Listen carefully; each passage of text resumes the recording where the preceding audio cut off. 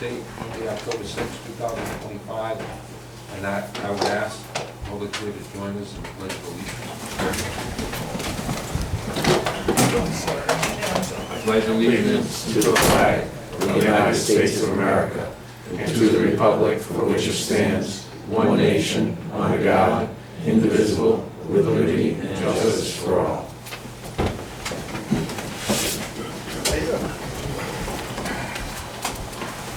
Ask our acting town clerk if she will take the roll call, please. Raymond Morrissey. Here. Diane Allen. Here. Olivia DeFrancisco. Here. Calvin Ellis. Here. Okay, we have under acknowledgements and announcements on your agenda. If you don't have them, there's copies up there. If you want to please. Sign-up sheets for those folks who just came in. We have a recognition here. Gloria Boardman, our emergency management director. She won recognition to Fairweather Science LLC for leading the successful completion of FEMA approval of the 2025 Town of Exeter West Branch multiple jurisdictional hazard mitigation and floodplain management plan update. So we recognize the Fairweather Science. And also last month, Lynn Hawkins and I went to the 9/11 ceremony at the Exeter, at the Veterans Memorial Cemetery next door to me in Exeter. And we took part in the ceremony. I gave a little talk and Lynn helped with the wreath up and lay the wreath. It's quite touching at the day of 9/11. So a lot of people remember that, and it's a real bad thing to remember, but we honored that day, Lynn and I. So, all right, so I have a motion to approve the agenda order. People. Tom?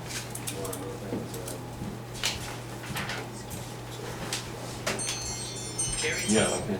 Okay. You good time? Okay.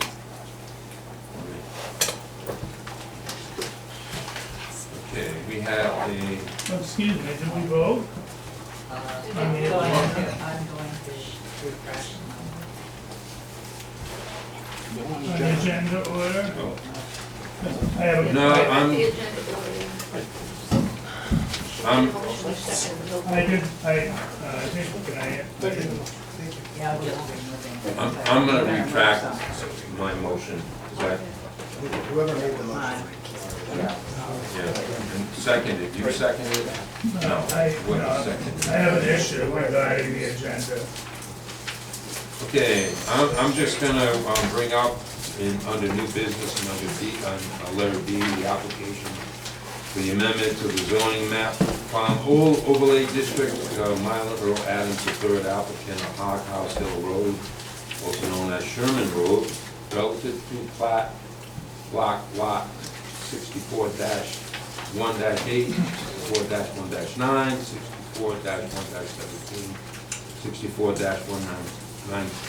64-1-17, 64-1-19, 64-1-19, 64-1-22, 64-1-23, and 64-1-26. And that is a request to have that moved to the November agenda.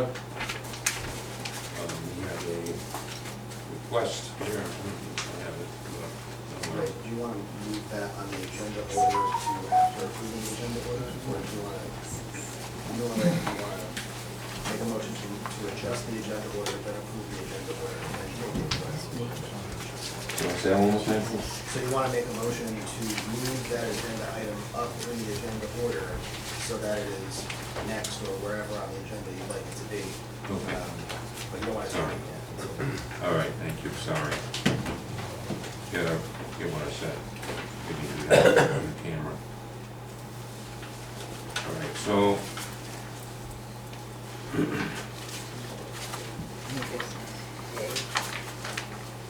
Yeah, I wanna move, excuse me. The new business under B. I wanna move that up. Is that correct? Am I saying this right? Yeah, to where you want to put it. I'm sorry? Where do you want to put it? Yeah, the beginning of the business. So you want to do B? Yeah, yeah, that's the motion. I'm gonna make BA. So I made the motion, is there a second? Second. Okay, any discussion? All those in favor say I aye. can't vote yet, I will vote, but I have an issue also, Ray. Regarding the agenda, I cannot move forward here tonight until we have a brief executive session before we continue. So my motion is to conduct a brief executive session regarding one issue regarding security here at the town hall. And I need to address that before we continue tonight's meeting. I don't know if there's a second. Second. So, I would like to meet with you, both of you, before we continue, briefly, an executive session. We can leave go in the ball. Yes, just right in there. It won't take long. Okay? It's up to you. Do it up. No, I think I know why, okay, no, we can meet in the ball. So the idea is you want to move that up, that agenda item up in the. There are many issues there, but there's one in particular. So I'd like to begin and then continue it later in the meeting. It's just an executive session regarding one issue regarding security in this building. Okay, so we're gonna vote on moving that, that new business B to A. I have a motion to second, but there was no vote on that. So all those in favor say aye. Aye. Opposed? Well, amended, does that include my amendment? No. No, this is I was, just the it was a motion second, you brought the comment out thing. about the executive session issues. Okay, It so, doesn't take precedence over everything else on the agenda, in my opinion. okay, so, So I'm I don't know moving who it was. that we go into executive session now briefly before we continue this meeting. I believe that was seconded. I don't know if you're interested or not. Olivia seconded. Second, yeah, okay. I wanted to vote on the But that thing would we asked be for, that's all. moving it to, before we approve the consent agenda. So it's Yeah, yeah. 9. Okay, all in favor say aye. Aye. Opposed? I lost it. All right, we're gonna Thank you. take a 5-minute break, you all. We're gonna be Hopefully, leaving the room hopefully it won't be much more. behind closed doors. Yeah.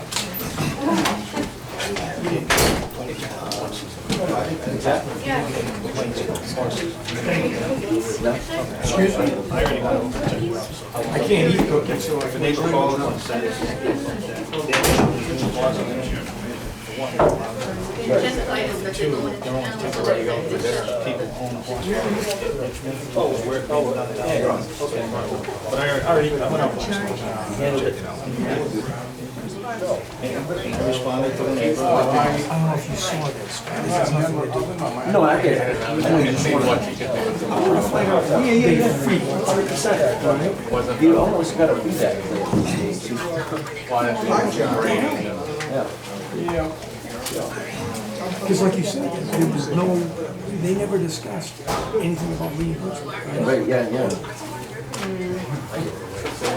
I don't remember what I wanted to do. I saw your call the next day. I was like, oh, God. No, it's nothing. It was something I was going to tell you about. I think I saw a brand new truck similar to what you wanted, that like discounts for sale. Oh, really?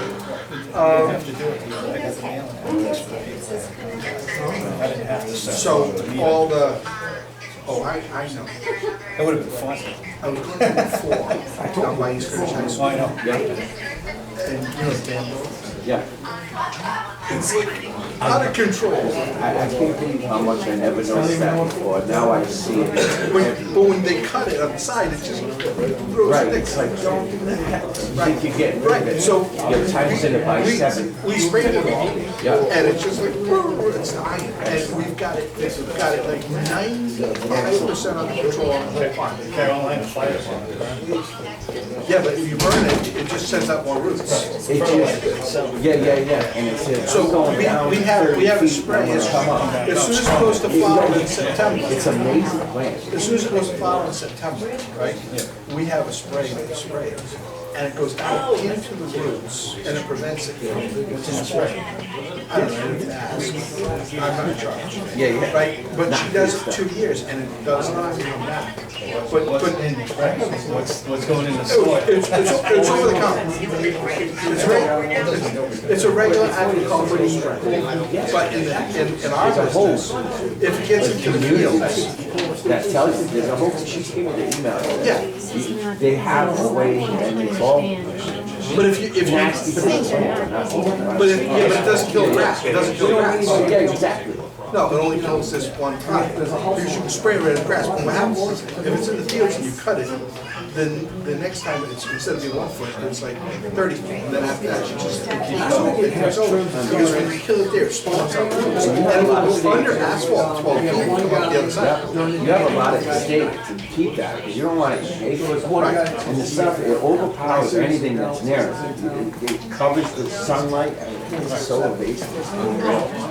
It's an amazing plant, like it's gonna slide. Give me a volcano and it's gonna live, so that's for like 10 years for a DM. But, yeah, well, we did the same thing when milkweed comes in the fields, right? When you cut the first cut, the milkweed that flourishes, you gotta get out there and spray it right away, because as soon as it goes to flower and seed, then next year it's like twice. We totally did with 20 acres and destroyed all of them. That's a task. And then when it starts coming back, if you get it, you can contain it. We need to do the next season too, whatever, so it don't come back. There's a lot of advances that we've learned how to do. Yeah. The other way is if you fertilize fields heavily, the regular grasses will come up and chunk it out. Right. Instead of the other way around. Natural millet in the soil, its seed life is 100 years. So in drought years like this, the millet takes over and grasses will millet, so it goes to seed. And if you don't cut it, then seed will come off and just reseed itself. Another plant. It's a science. Right, oh yeah, no doubt about it. I see it so much, like Connecticut, they have some of the leaves are like this big on stuff, that's how it's. Well, you look down the power lines when the agriculture cuts the power lines. Yeah. And what I learned is that when you're cutting it, all the seed goes up on the mower and it's just great. Right. And so I had a pile of bloom with it in, and I was told, I mean, hundreds of tractor trailers of blooms just taken away because it was in it. And then a bird came, picked it up, and all of a sudden, my daughter's house, she has a plant grow. And what they did was they got in there and dug the plant out, and the roots were. Right, got the ends of the roots, now that's what you Yeah, get. pull it out. When it's established. And put it in a trash bag, and it was like more. But, you know, you don't realize it until.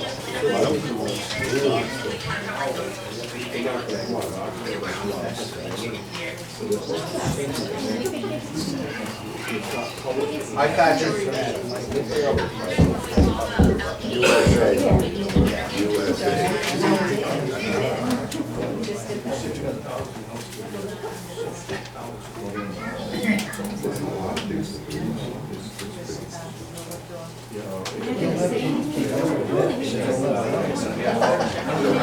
The lights are much better. Am I up there? When I cut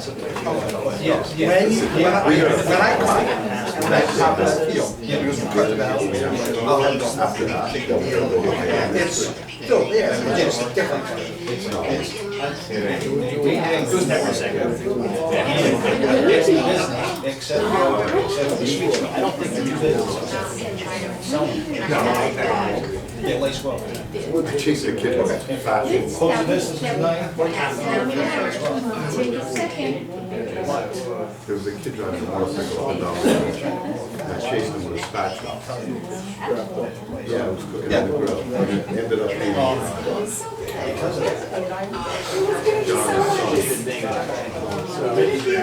his motorcycle was smacking him fast on the road. You got. He stopped. And it was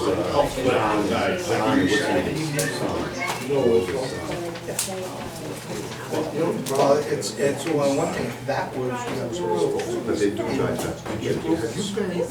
the Dutch guy is in this, With big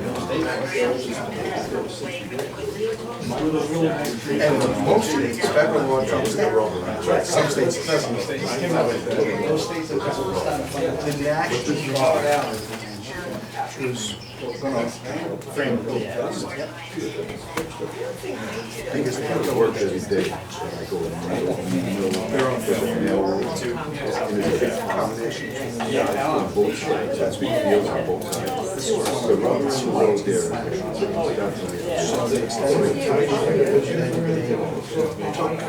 From 150 it's kind of paid positions. Paid positions. And instead of so now it's like not every convict is so they're limiting it to special forces. You know, the SEALs, et cetera. But because it's an international competition, they don't allow it to go a limited flat line, but they eliminate all the positions. The Raiders are still there. It costs millions of dollars to bring the helicopters in, the fuel, this and that. So they've opened it up to you know, to its perpetual.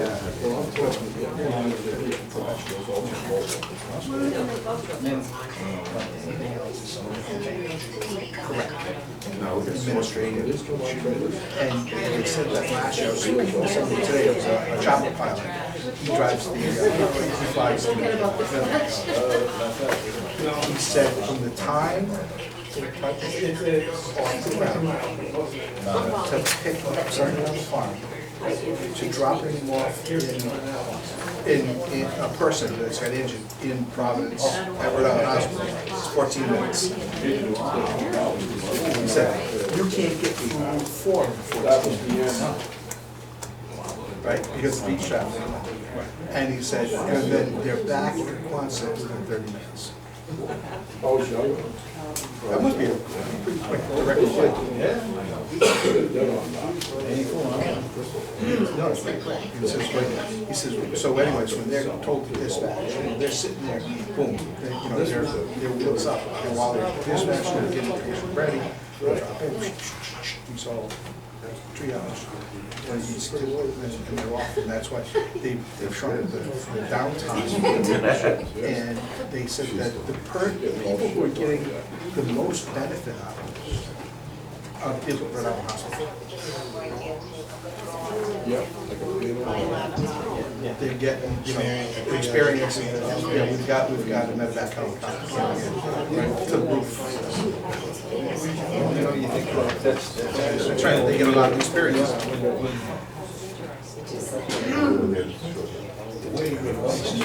Right. The problem is with the guy from Uganda or Africa, South Africa got hurt, they're trying to say that he doesn't have a social security number.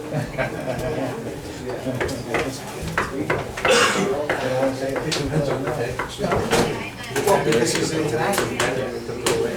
They say the Brits in South Africa, they run around with how they can have this. They just like, we can't let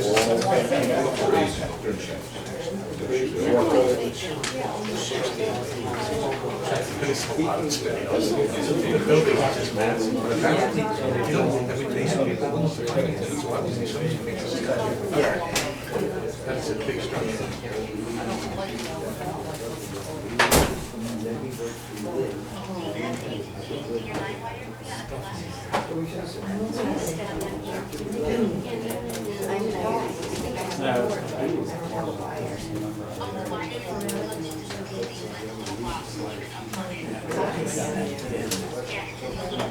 Maria, can you get the rerun of the Patriots game?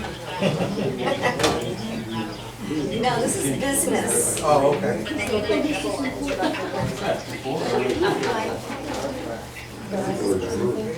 Considering that we had to go with that small. Bad boss. Split Rock.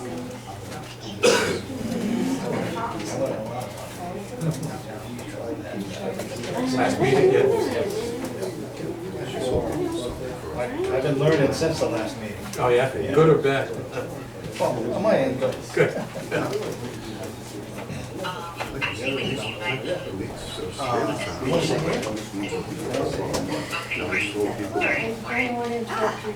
Well, that's why I don't want, it makes me uncomfortable seeing you stand. Oh my gosh.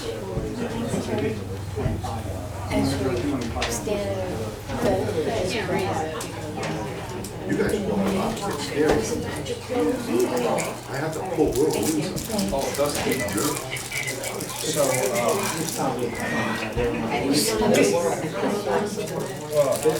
what's for last today? That's how we voted. First tomorrow. After all the public Rain, for continuance. grass would be, 1 week from today, I'll be out. I'm a guy driving tractor, probably be me. So, see, tomorrow, so. Right now, especially as the rain might come on us. How much rain is supposed to rain? I don't know if it's even gonna rain, it's a question, it's got 80% chance, so it would be good to have a shot, but the soil's not good. We have always rain. So we do have a lot of oh, yeah. We feel like a race downfall. They've always been 4 hours of spit. Well, yeah, we put a field on Washington, and we hope to wash it. We have a brand new 5-year-old. I only use it once, 5%. And we suck it out, you know, they only can't bring it. It's more than a Fort Larry. And the thing about it is, if you do 10 days, That's on the radar. I think next year, if the grass doesn't come up, you have to do our first. We drill grass and oversee. Hopefully it's hit or miss.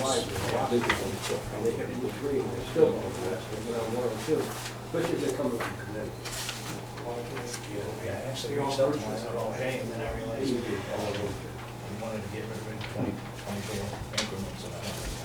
Well, how many days? 4 or 5 declaration.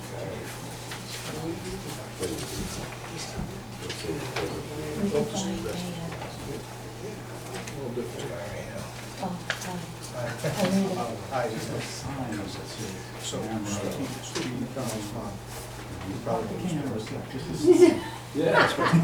Look what they've done with Rhode. They put the lights in schools and Rhode. And what they've done is get caught. Hey. You can get off the chain, it's a lot cheaper. And at the end of the day, it looks the same. And at the end, you can put it up. Or put it out in the yard. Or put rocks.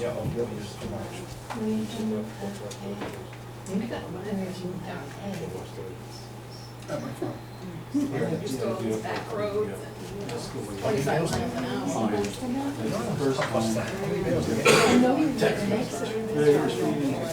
Oh, I don't give people my address because it's like, if you want to, I'll tell you, yeah, that's where you don't have a store at our house. We do, sorry, $20,000 a year or something. But we don't have a store per se. How many businesses, when I go to my head, I'll pick it up and drop it off.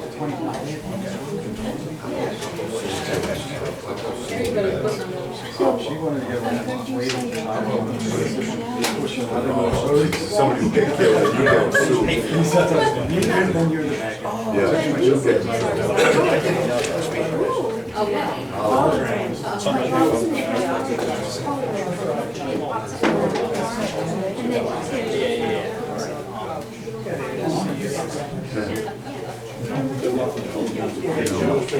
could be living in Providence, but all of your folks go buy a house on the main street.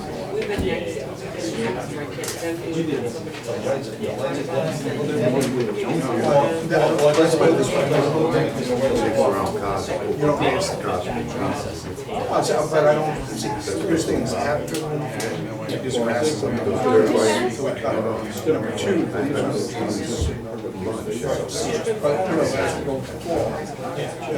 and then the best I've seen is when it's when the, as the leaves fall off. Four-wheelers, people really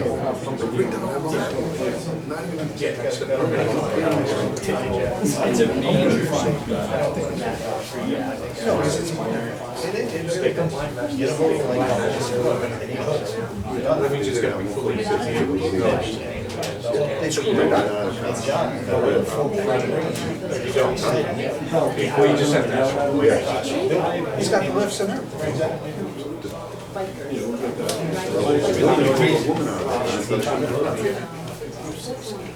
I've had it for a while.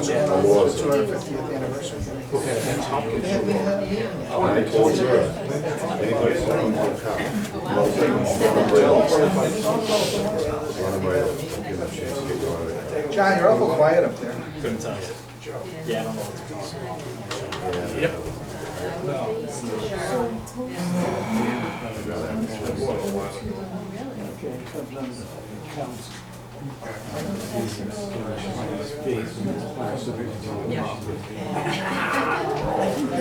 Katrina.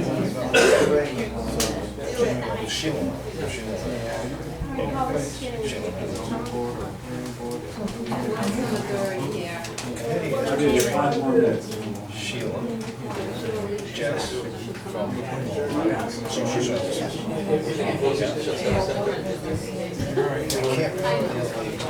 This is ridiculous, it's not.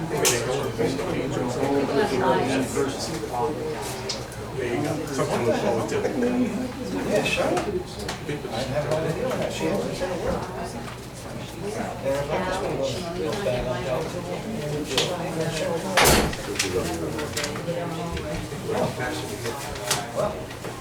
You guys can hear. You should really hear, okay?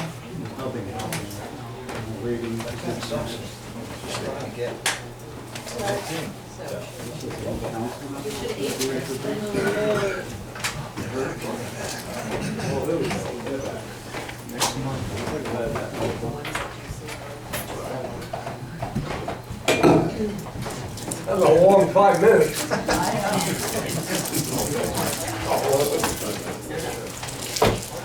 Apologize for the long 5 minutes, something we needed to get discussed. I don't know, never had that happen before. The other two coming back? Here, so. They still gave you. No, I'm not gonna wait for them, I'm just getting stuff right here. I'm gonna wait for those folks. No. Where do we leave off? Move the agenda report. That's a no.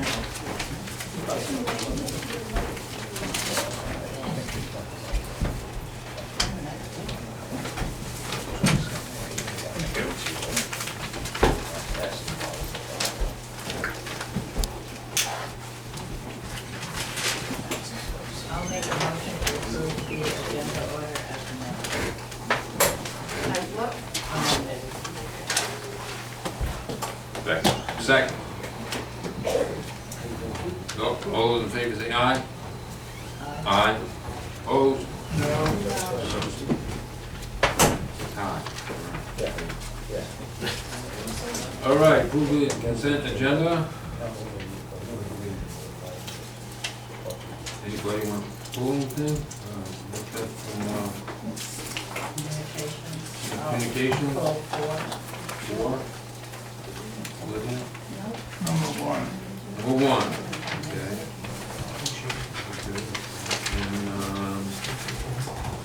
Okay, and I'd like to make a motion to regular meeting minutes for September 7th, 2025. Second. Discussion, all those in favor say aye. All right, vacancies and appointments. Well, vacancy personnel board, as needed. Building zoning clerk. Please make a motion to accept the consent agenda.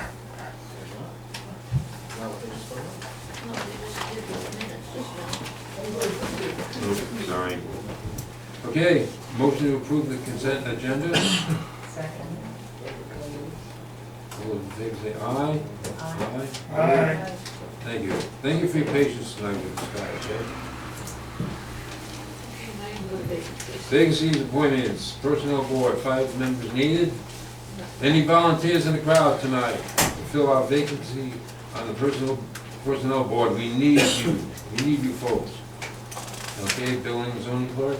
Right on the number, That's gonna be 47. They be posted I'll along make with a the motion to post the building zoning clerk and the planning clerk. second. All those in favor say aye. Opposed? Okay, thank you. No resignations. Okay, appointments, rural land trust, reserve trust committee members, 3 needed to serve 4-year term beginning with day of appointment. None.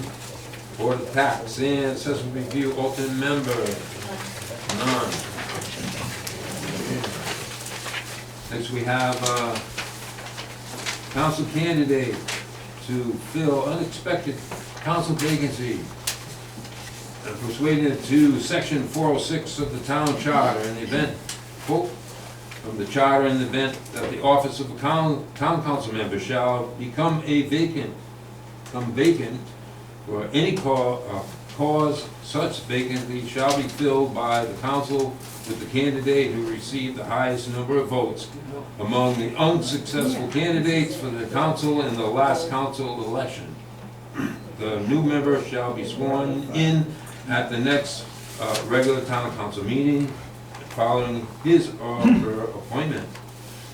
I'll make a motion to appoint Jamie Schiffer as he is the next person in the line. Okay, second? Well, under discussion, please. Oh, I'll second. I'll second. Go ahead. Under discussion, we have the opportunity, generally in an election, nobody knows often who the other candidates are, but now people said to me, who's this gentleman? I'm sure he's there. Diane, can you tell us something about, you've made the motion to move him on? Yes, he's retired, basically law enforcement, in various capacities. Is he here tonight? Is Jamie out here tonight? Yep. Yeah. Come on, stand up, Jamie. Yeah. Yeah, come on, come on. Tell us a little bit about yourself so they know. You know, okay, tell. Jamie Schiffer, live off Yagu Valley Road, retired federal agent, 35 years with the government, bachelor's in accounting. Been in Exeter for 24 years now. Thank you. I mean, as long as we're asked to move you forward, which of course we know by charter, but I think it's good, people have asked me, who is this gentleman? I don't know. No problem. No, thank you. All Jamie, someone did, I'm curious, maybe you can't speak a lot about what you did, but were you involved in drug enforcement, or? I did you retired assist? from alcohol, tobacco, and firearms. I worked on the violent crime task force in Rhode Island, out of Providence and Warwick. I work with DEA, state police, FBI. Wow. Before that, I was a revenue agent for IRS, and then a criminal investigator with IRS. Oh, maybe you're just the person we need. Thank you for your service. Thank you, Jack. And I was in the Air Force for 4 years before all that, so. Thank you, Jamie, next week. Thank you. Appreciate it.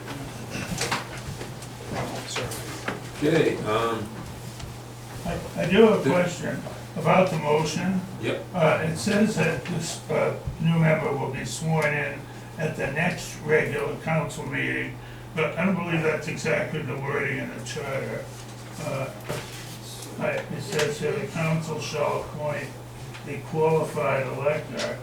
The new member shall be sworn in, what does it say? Sorry, the next regular. At the The next sworn in. Oh, sworn in, the So next he'll get one. appointed today and then sworn in. And then appointed sworn in. today and then sworn in. So once he's sworn in, Following his or her appointment, there gives no timeline on the appointment, Right, the Oh. appointment could have been done, immediately upon the Yeah. vacancy, it could have been a special meeting the next or day. not tonight, or it could have been waited. yeah. We could wait if the gentleman wants to get up to speed with some of the issues that we've got on the table, and they're serious. I would say if Mr., Jamie Schiffer, if you'd wait and see what these issues are about. I don't know if you feel comfortable with all. Have you looked at the agenda for tonight's meeting? I did, yes. There's a lot of heavy stuff there that has a lot of background. I don't know if you feel like someone's brought you up to speed. Are you ready? Yeah, I'm ready. You are. We'll swear him in tonight, that way he'll be up to speed. Oh, Well, that's the charter. that's what happens when you get elected. You jump right in anyway, you jump right into the deep, you know? Second. We have a motion and a second, and I'm gonna call a vote. Any more discussion for Jamie at all, any questions? Okay, all those in favor say aye. Aye. Opposed? No, Who's Why? you? We like him to wait for a month, get familiar, see what's going on here. sit Why? through a meeting. Why would you do that? Asa will want to speak in public, so He's he'll already have got plenty paperwork. to say. He's already got That's paperwork. fine, okay. I just don't understand. I think I know what's going on, but, all right, I'm gonna need to move forward. Did you both say no? Yep, they both Let's say no. It's 2-2. Huh? did. Yeah, we're not. You can get it Yeah, appointed. right, so, That's what I'm saying. Okay, Just so you, point of record, Mr. Schiffer was not the next vote getter, it was Nyland Adams. I think you might want to explain why he wasn't appointed. okay, Mylan decided not to run. Not to run, but to come on, I that's think all. that should be part of the record. Thank you. You're welcome. I'm sorry, I should have mentioned that. doesn't You say should. vote. Well, no, it says that they have to be appointed by the council. The council is required to appoint them. So what happens if there's a standoff? Well, not Is tonight. that gonna happen Put it back on every next month? month. Yeah, I don't understand. I mean, what do you want to do here? We didn't ask Dan to quit, we didn't ask Mylan Adams to not accept. What are we in a rush for right now? It's been You, a couple of months. We can they work, made their own we kettle can of work fish here. together. Well, no, we'll work together. Yeah. You know, when you, like I say, you get voted in, you jump right in the deep. Yeah, we're I trying. don't understand what the logic is. Yeah, fine, that's all I right. have a feeling I don't I can understand understand a lot of the logic logic is, that but we're goes gonna on go in there this tonight. And town. anyway, I'm gonna move on, Well, so, can I just make a point about the comment that was made? Yes, I believe the record should show that last month we swore in, is that the right language? No. No, last month we He was never appointed, sworn. we appointed Mr. Adams, and I believe that's the reference being made over here, Right. that we appointed him, And and then he declined. disappeared. Well, he, He officially declined. but he was But I asked. didn't know that. No, but he was, What's his name excuse me, I'm sorry.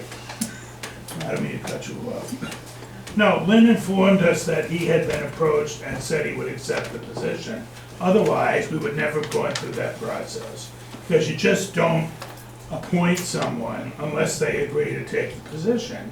And he had agreed. And I think that's the point that's being made here. And Or before maybe he was it's sworn not. in, he declined it. So there you have it. So why did we go through what we went through last month? He said he would take it. Yeah, he said it, and he decided not to do it. Yeah, so I'm sure he really his wants to point, do the it. point made here tonight is the record should show that the person appointed last month declined. Okay. That's all. Then, should've done that. Yeah, thank you. I'm sorry. No, it's all right, there's a lot, Ray, there's a lot going There's a lot on. going on, I know it. All right, so, we're all set? Yeah, yeah. We need to vote, then it's 2-2, all right. It was 2-2. 2-2. Which means, 2-2 vote means he's not appointed tonight. Didn't carry, the vote didn't carry. Jamie?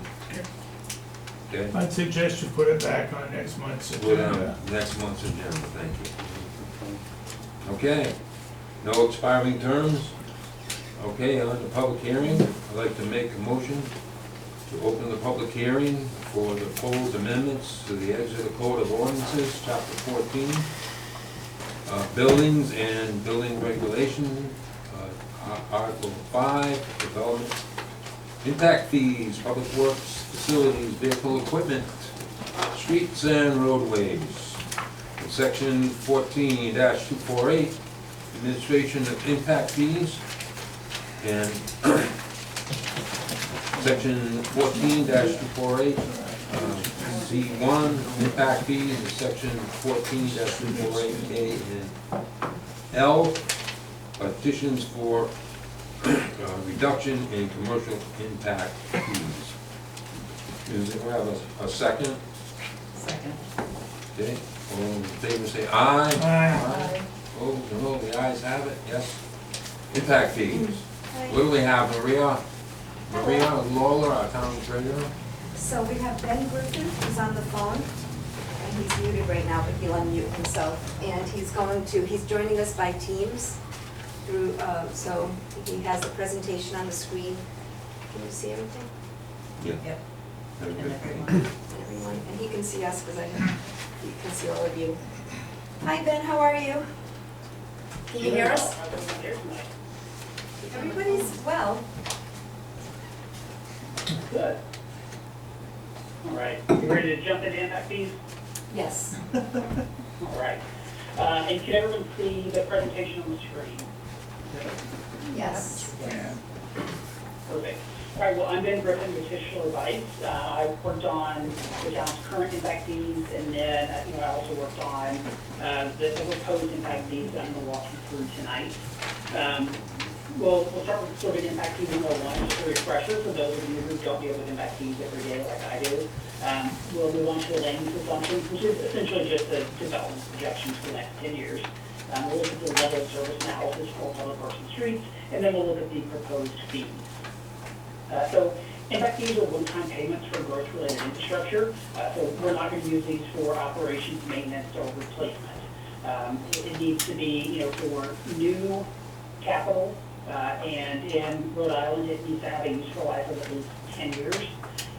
So that really limits what we can, use the impact fees to fund. But this isn't a tax.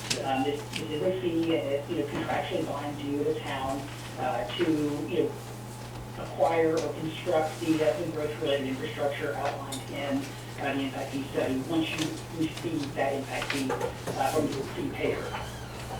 So we have to make sure I'm doing this correctly. There must be some sort of growth-related infrastructure needs. And so generally that's when, a community is growing. And so we will show, a couple slides, your recent and projected growth.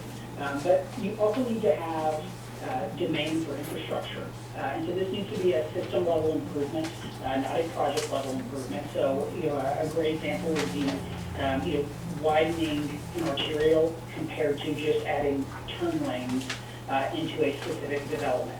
The widening of an arterial would be a system level improvement, whereas the turn lanes into that strip mall or apartment complex that really only serves that project, and those are not the types of improvements we want to include in an impact fee study.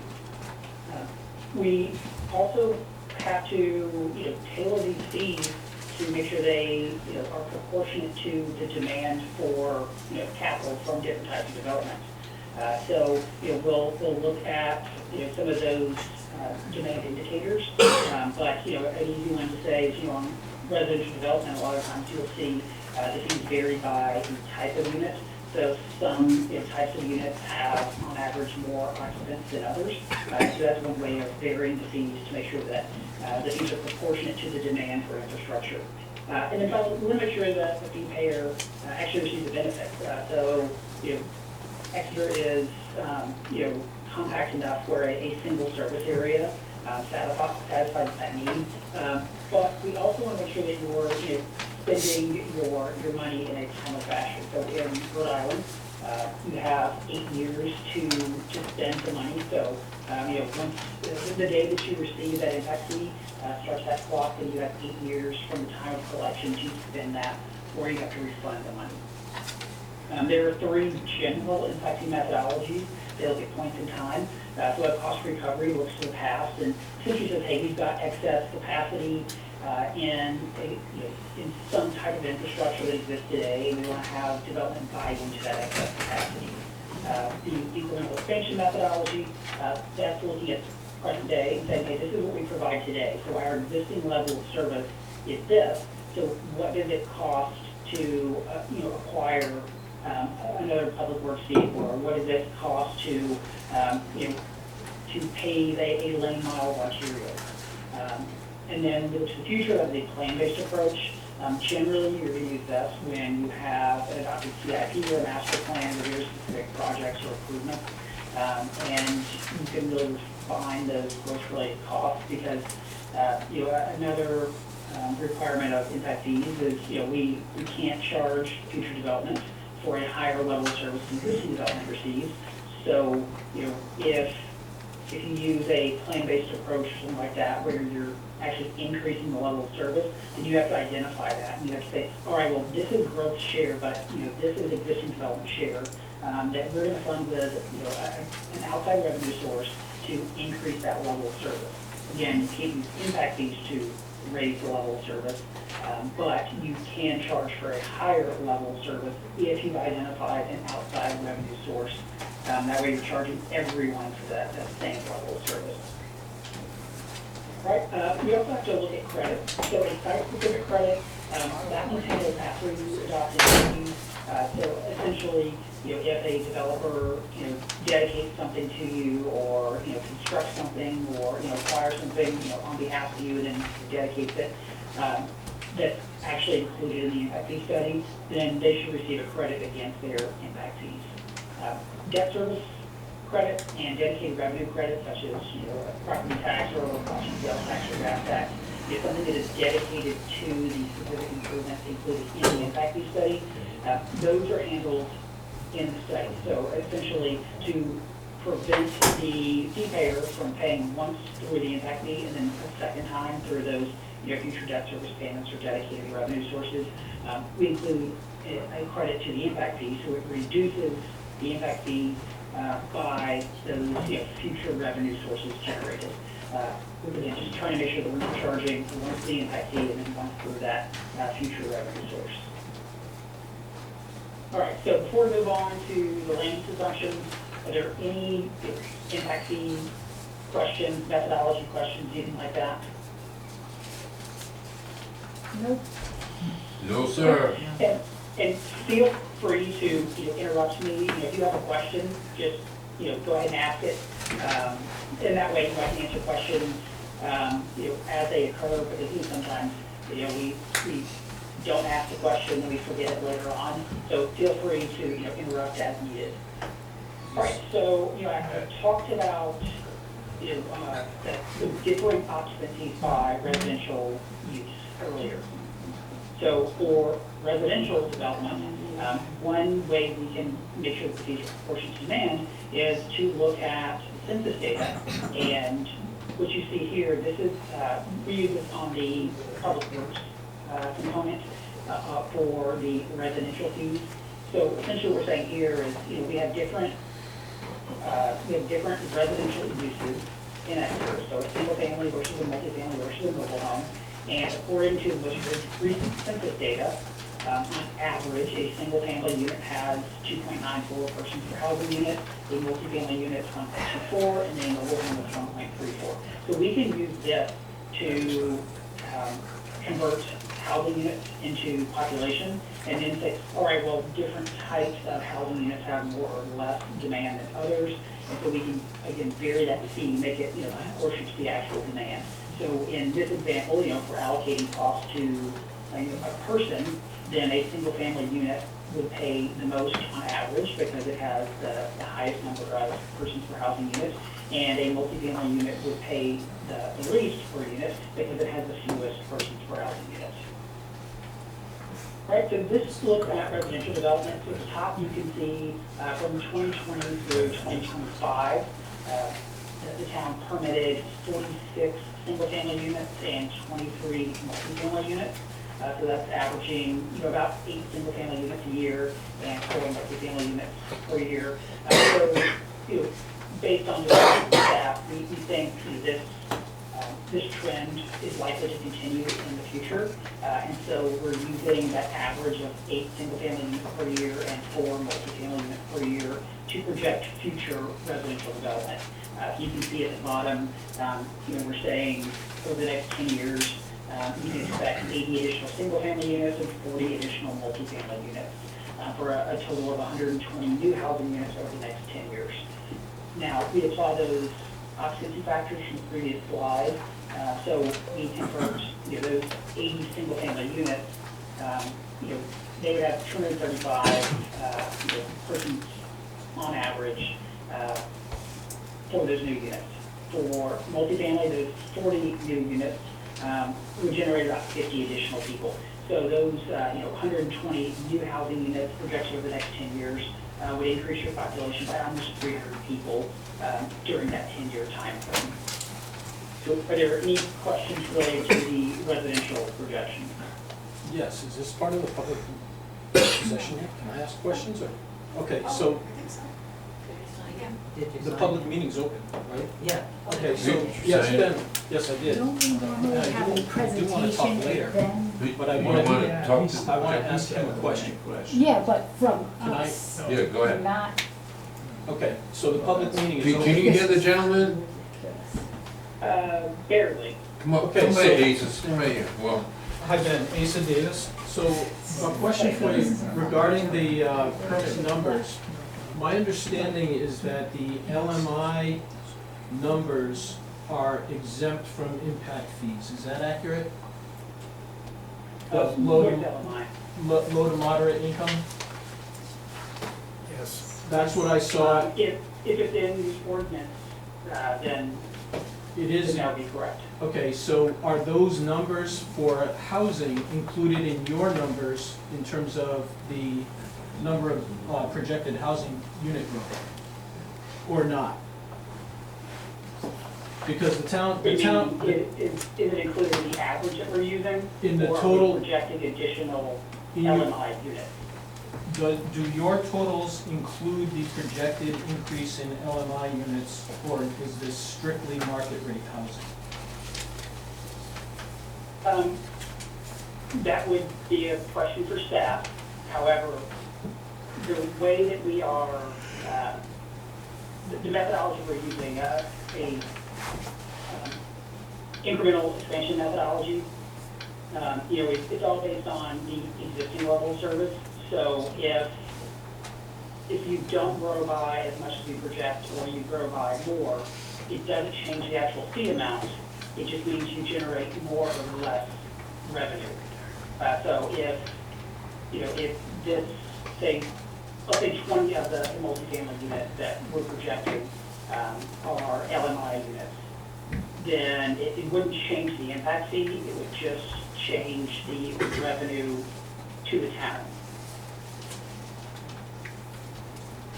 thank you. Now, conversely, if you grow by 80 multifamily units and, 40 of those are LMI. It would not change any of these projections. So again, we're trying to, insulate the town from changes in the development patterns by using an incremental methodology, as possible. Thank you, Ben. Any other questions about residential development? No. Okay. All right, next up, these are the non-residential manufacturers we're using. So this is data published by the Institute of Transportation Engineers. So there are two, red columns. The one towards the center, that's the number of vehicle trip ends generated by different types of development. We use that for all of the non-residential calculations. So it's essentially saying, hey, certain types of development generate more trips on average than others, and so they should pay proportionately more. That column to the far right, that is the amount of square feet per employee.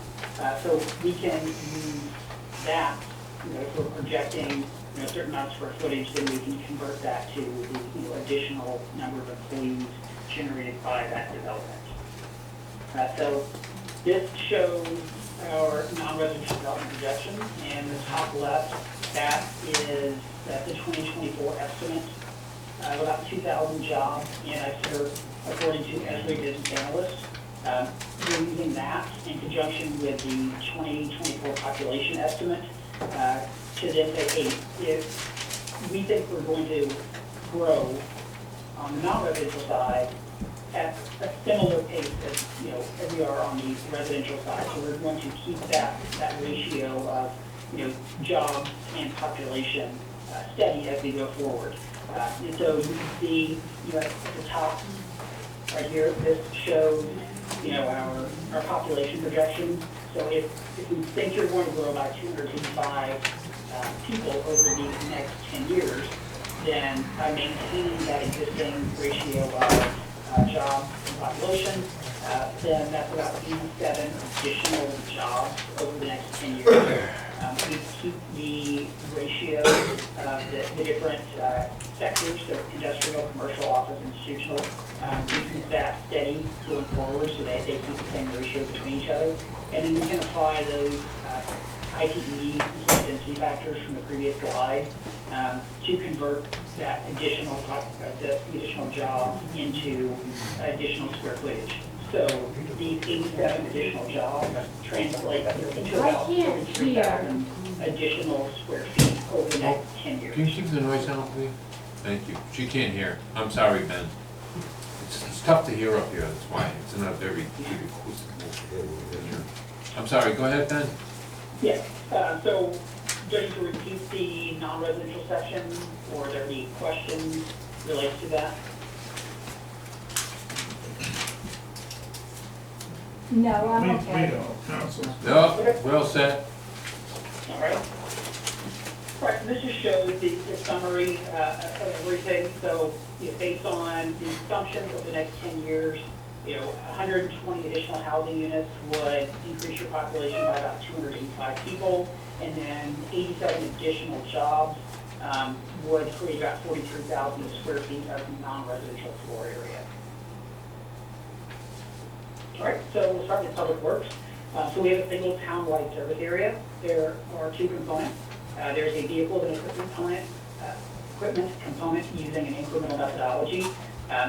I'll go into a little bit more detail in the next slide, but essentially, with the 10-year projections of development, if we maintain the existing level of service for vehicles and equipment, you would need to acquire 1.5 additional units, essentially expanding your fleet, and that would generate about $161,000 for the expansion of that fleet.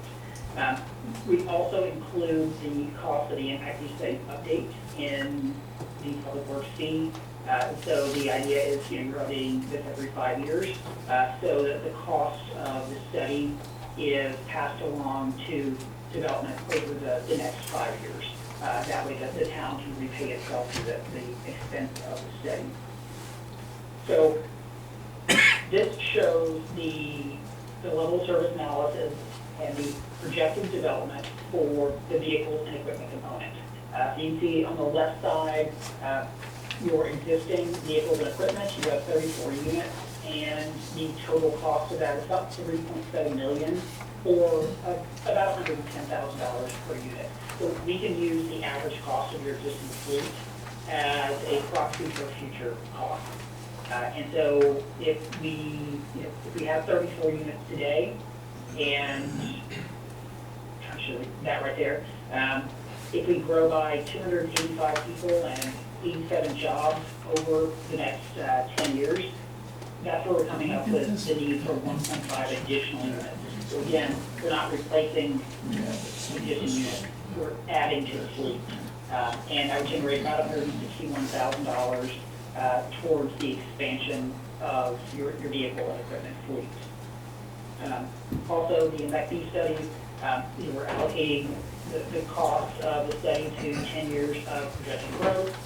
So essentially saying, hey, we should be charging future residential development about $69 per person. We should be charging future non-residential development about $61 per job. And we roll all of that into a total cost per person, about $515 on the residential side, about $450 on the non-residential side, and then we just multiply that by demand indicators. So on the residential side, it's going to be the number of persons per housing unit. On the non-residential side, it's the number of jobs per 1,000 square feet of floor area. You can see all the red text. This is actually showing a slight decrease in the proposed public works fee compared to the existing fees. So are there any questions related to the proposed public works fees? No. Okay. Right, next up we have street. So again, a town-wide service area. We're looking at two components. So the arterial component uses an incremental methodology to maintain the existing level of service. And to do that, you would need to construct about 1.7 additional lane miles over the next 10 years. And again, we're using the cost of the INVEC study to repay the town. This shows the amount of VMT or vehicle miles traveled by different land uses. Essentially, we're taking ICE data on those trip generation rates. We can use similar ICE data for trip adjustment factors. So essentially, we want to make sure we're not counting both ends of a trip. So that trip adjustment is making sure that we only count, if it's a round trip, we want to count that as one, not two ends. And then we use some trip limit adjustment factors published by the 2022 National Household Travel Survey to come up with the VMT generated by different uses. So you can see that a single family unit generates considerably more VMT than a multifamily unit or a mobile home unit. On the non-residential side, you can see that commercial or retail uses generate a lot more VMT than a warehouse or a industrial park.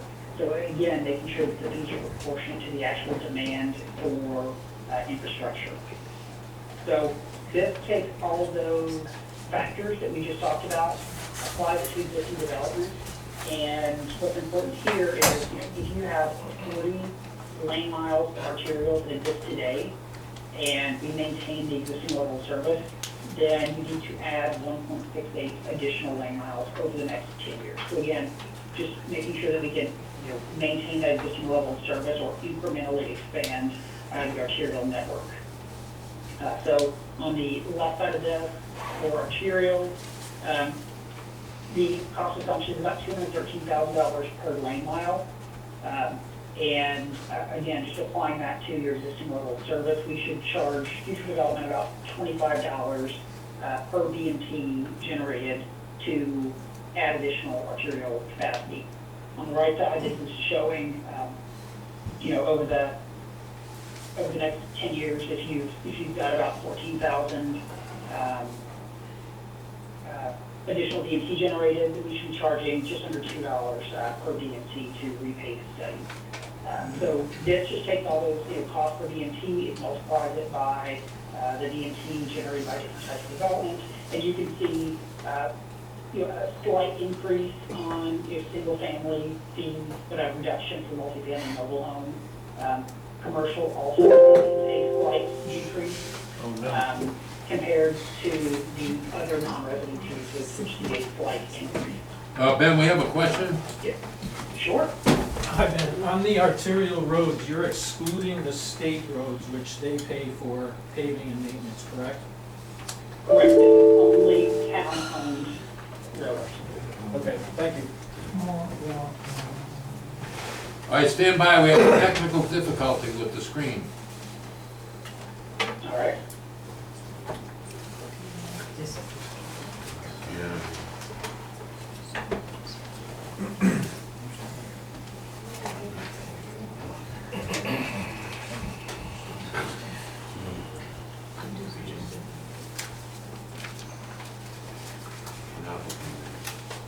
Look.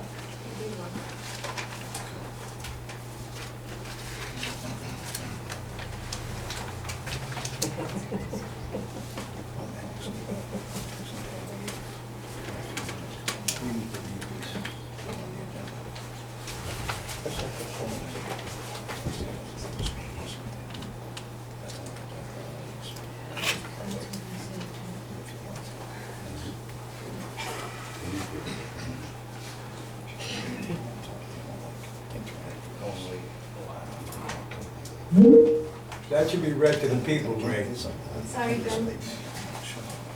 Okay, I think we're good. Can I repeat it now? Yes. All right, so this just shows the comparison on the residential side. At the top, you see the proposed fees, the current fees, and then the bottom, the difference. So, for a single family unit, the proposed fee is about $4,800. So we're seeing a slight decrease overall, $74 for a single family unit. The decreases are more on the multifamily and mobile home units. Then on non-residential, the same thing, proposed at the top, current middle, different at the bottom. So you can see, again, just like with the residential fee, the overall difference is less compared to your current fees. And this just shows the breakout with the separate impact fee studies component, as you keep each of these in separate accounts. So impact fee study accounts, a public works account, and a street account. So this just shows, how much of each fee by the different land uses goes to each account. That is the final slide, so I can answer any questions, or if you have comments, I can respond to those. Any questions from the public? Ben? No, I think they're all set now, Ben. Thank you very much. Thank you, yes. Thank you.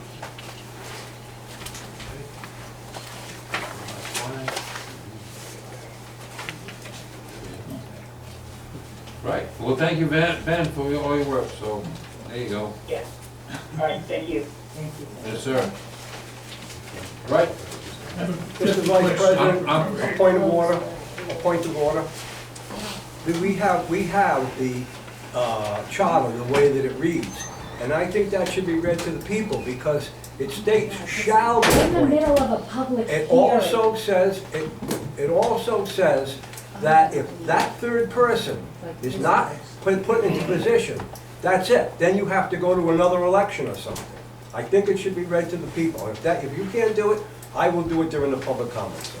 Thank you. Okay, thank you, yeah, please do. I'm I sorry. just had a Like I said, we're question. in the middle of a public hearing. I know we are, I understand that. I just had a question, Maria, you already keep separate accounts, don't you, for money that's come in, or?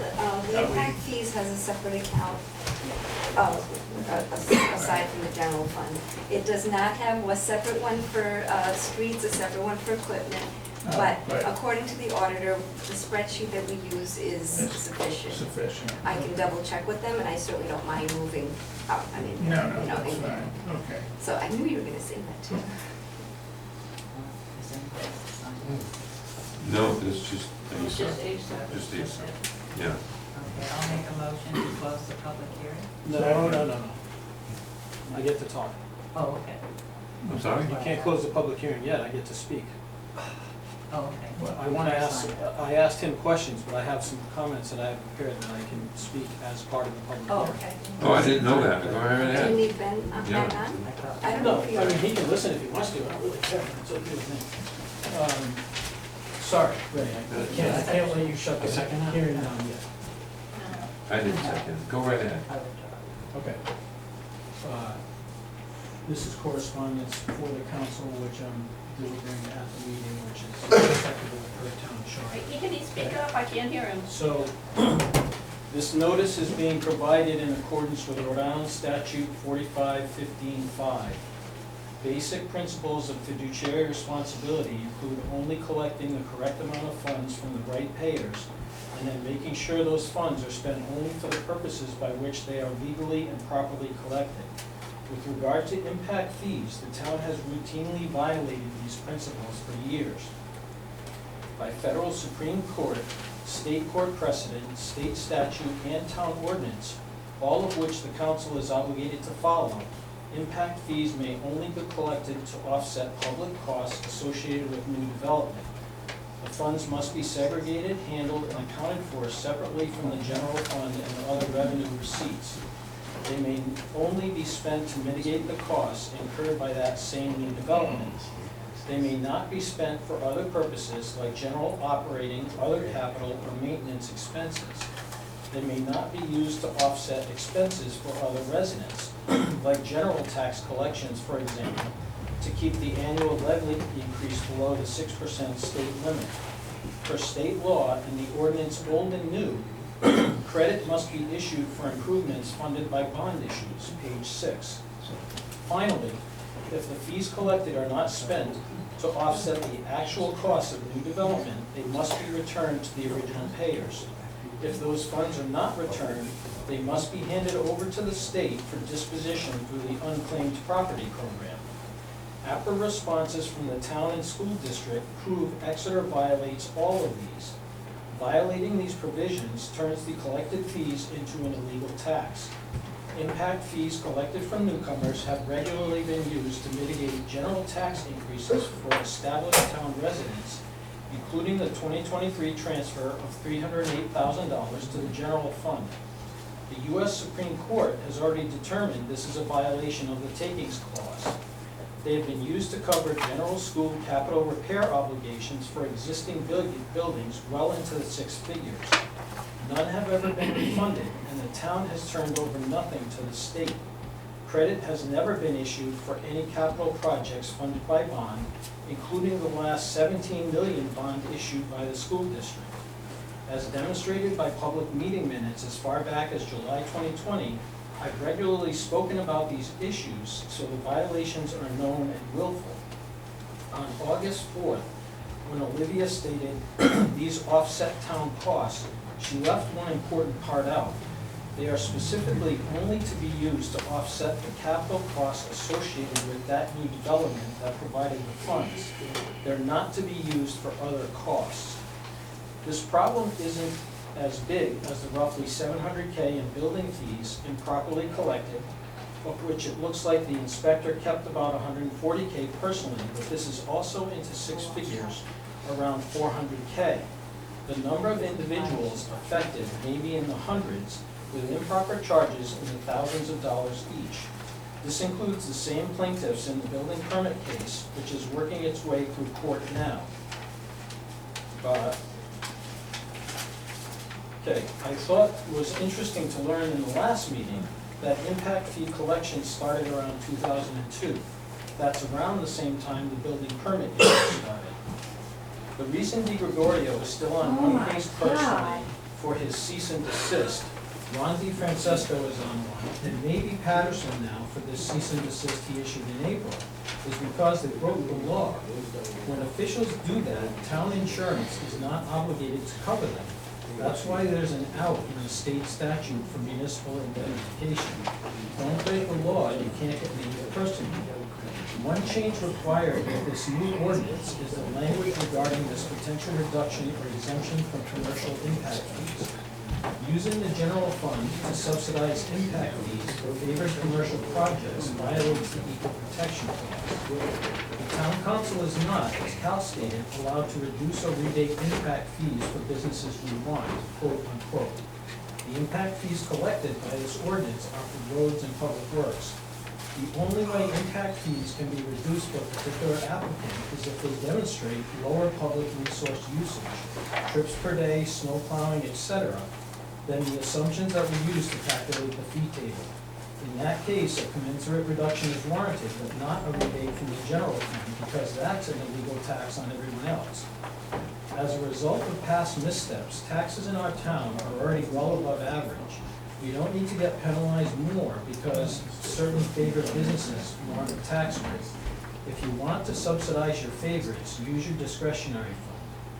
The other change required is that while you are updating the impact fee section for roads and improvements now for the second time, you still have not removed the impact fees for the schools, which is section 14-231 through 14-243. That entire ordinance section is still active and needs to be deleted.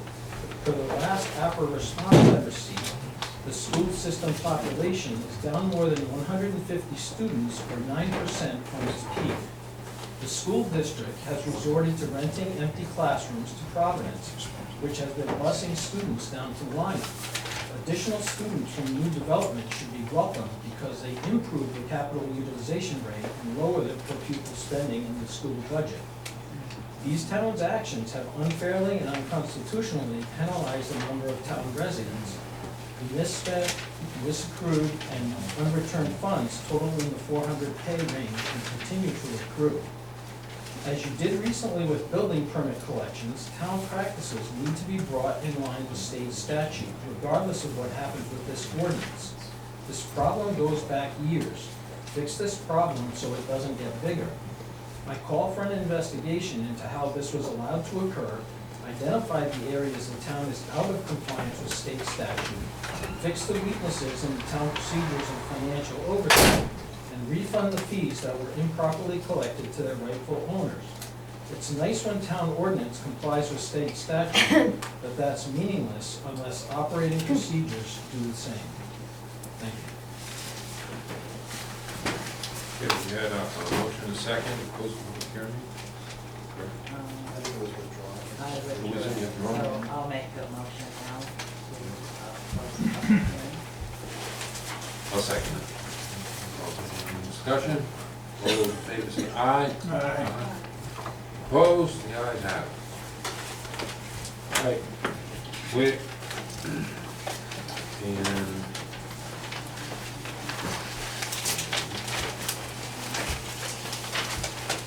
Motion.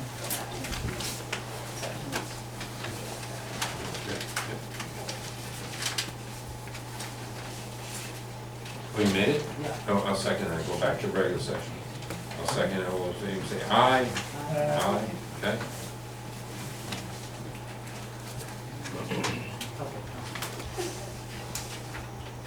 You moved it.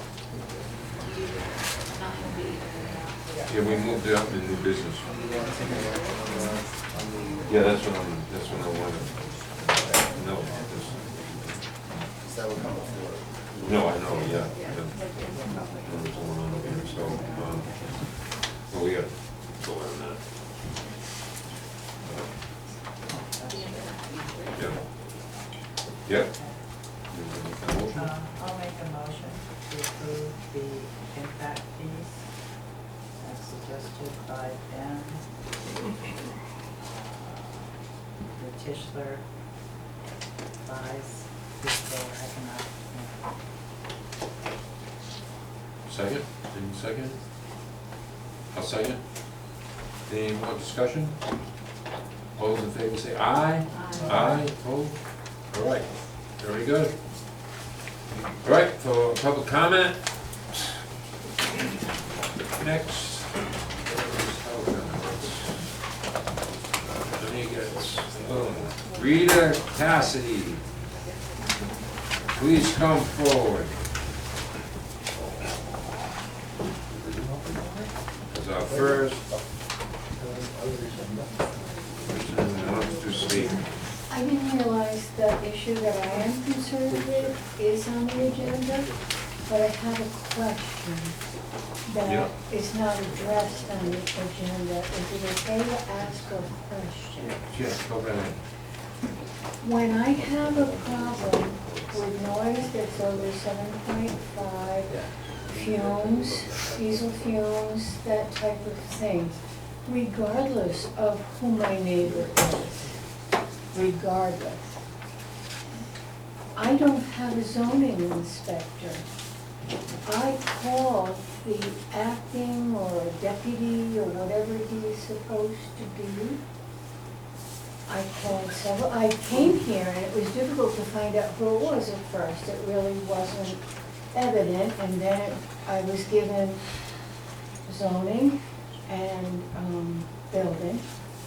I called that gentleman twice, and then I emailed that gentleman. He doesn't even work for you guys anymore. Who's the gentleman? Joshua Chase. Joshua Chase. Cal, you know, that's okay. No, I was given Josh Chase. He's one of the acting folks back when Hal first was injured. I don't think he's done anything In the for a while. past 2 months, this is the information I received. Yeah, we have a new Here. zoning, yeah, inspector, yes, we do. Actually, he's gonna be speaking next. No. He is an abutting neighbor. Okay. If I want to complain about him, if I want to complain about my neighbor next door, which I have come here to do, and I'll be on the agenda tonight for that, if I want to complain to the neighbor north of me, I don't have anyone to call. Karen Ellsworth is the person. Yeah. So now I have a different person. Yeah. Okay, because that's not the information that you guys gave me the last time I was here. I don't remember that, I'm sorry. Oh, I came during the day to the... During the day, oh, okay. Yeah, to the town clerk's office. We can get you her number, okay, and give it to I you. have it already. You have, Yeah, because she did an end around on me. yeah, But I'll talk about that okay. on the All right. 94. David Donnelly, up next, please come up. I'm on the agenda, so I don't know if I want to do my 3 minutes now or wait until the agenda part comes up and speak to that. Okay, well, we can do that. Okay, Yeah. but, as far as Rita Yeah. and zoning inspector, Yes, Karen delegated the things in our area to Josh. That's why she was calling Josh. She had contacted Karen, but Karen delegated it to Josh, but Josh doesn't work for the town anymore. mhm, So sending her back to Karen is kind of redundant. I don't know how she's gonna approach that. mhm. Okay, thank you. Yep. All right, Mark, is that Mark? I'm all set, thank you. You're all set? Yeah. Okay, Irving Baker, I'm all set too. all set. Ted Natalie, Natalie, I'm sorry, I don't Any want way to you say want your it, name it's wrong. fine with me. I think the people that hear this thing right off the way it's written. This is from the charter. In the event that the office of a town council member shall become vacant from any case such as vacancy shall be filled by the council with the candidate who received the highest number of votes among the unsuccessful candidates for the council at the last town election. If that individual is unavailable or refuses, the council shall fill the vacancy with the candidate who received the second highest number of votes among the unsuccessful candidates for the council in the last town election. Only the highest 3 voters, only the highest 3 voters among the unsuccessful candidates shall be eligible to fill the vacancy in the manner. In the event of tie, 2 or more goes on, in the event of tie, 2 or more qualified and available candidates, the town council shall select member for appointment among such candidates. If no qualified candidates is available on the list, the council shall appoint a qualified elector to fill the vacancy. The new member shall be sworn in at the next regular council meeting. Following his or her appointment, all vacancies shall be filled for the unexpected term. What they've done is, they've turned around and they've decided to do the same thing, shut the government down. So we have 2 vote and a 2 vote. So every time they don't like what you're gonna do, they're gonna do that. So right now, I would say that they're in violation of the charter, because it says it shall, not will, shall. So you have voted against the charter, and that should be brought up. And the solicitor should probably have some kind of comment on that. Again, it says shall be, not will be, shall be, and they didn't do it. You all understand that, I hope. And that's the extra 5 minutes. Remember the 5 minutes? There it is over there. Okay, thank you. Bradley Anderson. Please come forward. All right. I'm sorry to make you walk, but.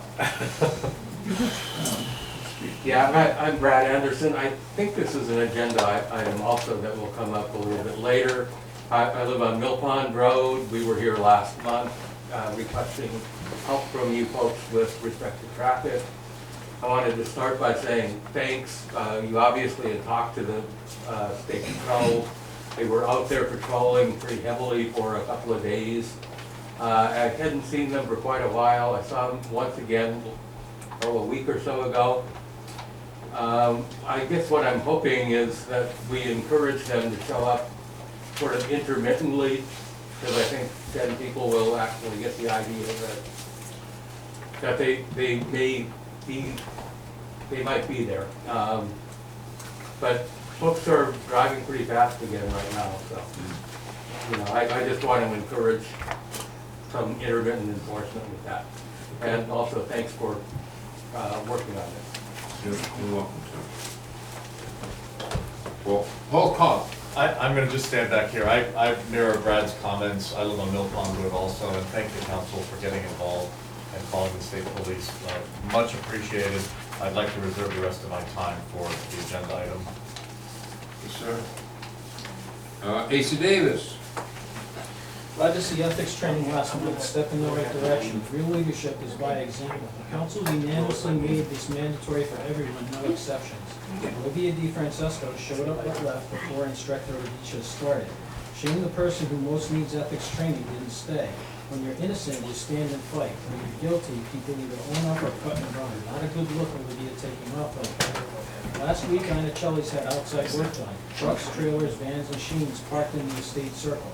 No DPW or scope calls to kick them off, no state police, no fake fire calls, no blocked driveways. Nice when we all get along. Riding under other town contracts after award is illegal. 9F line striping needs to go out to bid. This gives new vendors a chance, but there's another reason. SK's vendor, K5, is a new name. I know their old name, Highway Safety Systems. Changed names due to bad press. At a winter blowout at the owner's house with coke and booze, employee Greg Goodsell drank, snorted, then took a company truck at 7 a.m. and crashed it into an SUV. Killed a 13-year-old girl, left another mom and another girl critically injured. 2 other employees arrested, one also for DUI, one tied to another employee's facial injuries who also died. Goodsell pled not guilty but got life in prison. Ken Horn and Kathy DeLong, party hosts and company owners, have not been charged. Multi-million-dollar lawsuits in process. K5 isn't long for this world. This rings a bell with Match Check Sons of Liberty Whiskey Distillery, bar tabs, and rental cars charged to his town card, or is blending shingle waste into town gravel road where the Cambio girl got killed at the 102 intersection. It should. Stop taking shortcuts. Letting little things slide turns into big problems later. Put this out to bid. Pick a vendor that's not a life safety threat.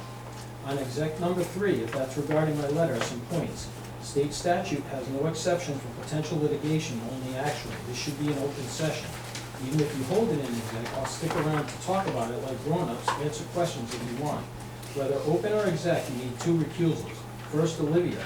She lives at 8587 Hallville Road. She's a direct abutter to my lot with right-of-way address 85A Hallville, subject of the letter.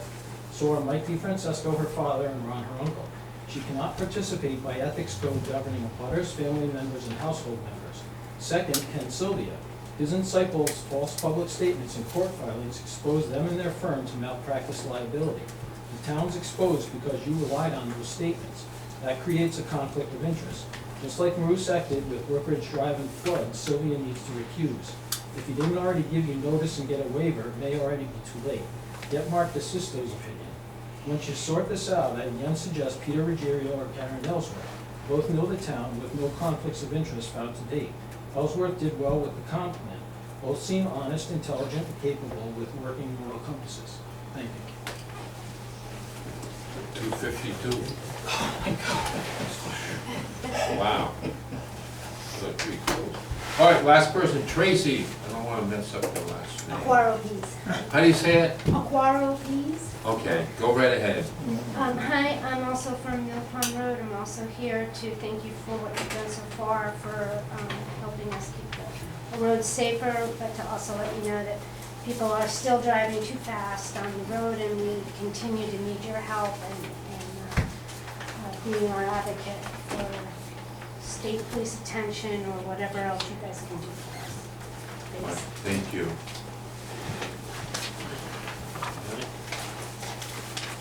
Wait a second. I'll let you know the time, so. Am I the winner? You're supposed to be 3 minutes, that's why I do that. All right, for moving on. We moved B up to the A position due to first. It's a application for amendment to zoning map farm overlay district. Mylan Earl Adams III, applicant of House Hill Road, also known as Sherman Road, relative to. I don't have to read it all? Oh, thank you. I thought I had to read it all, Danny. All right, for B, all right, we had a letter, and I can read the letter, right? It's a short paragraph.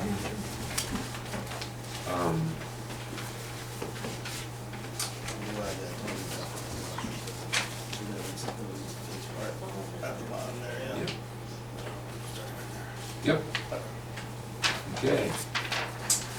It was forwarded to town council agenda, excuse me. This is from John, right, Hagelin, that's you, right? It is. Yeah, and you're the attorney. It is, I am. For Mylan, okay. Am I saying that right, Mylan or Milan?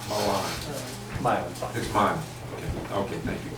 Okay, I was forwarded the town council agenda for Monday evening along with an email that the administrative officer is seeking additional information on the Adams application for the farm overlay district designation. I respectively request that agenda item 9B be continued to the next council meeting. And in the interim, I will ensure that the requested information is provided to the administrative officer. And if he wishes, we will present again to the planning board. If this request continuance is granted, I shall waive the 45-day time frame and grant the additional 30 days. Many to pressure, please advise John Pangolini, Esquire. I think they're asking for the, they had some questions that Bill, the town planner, Pasquale, and planning board had about the application.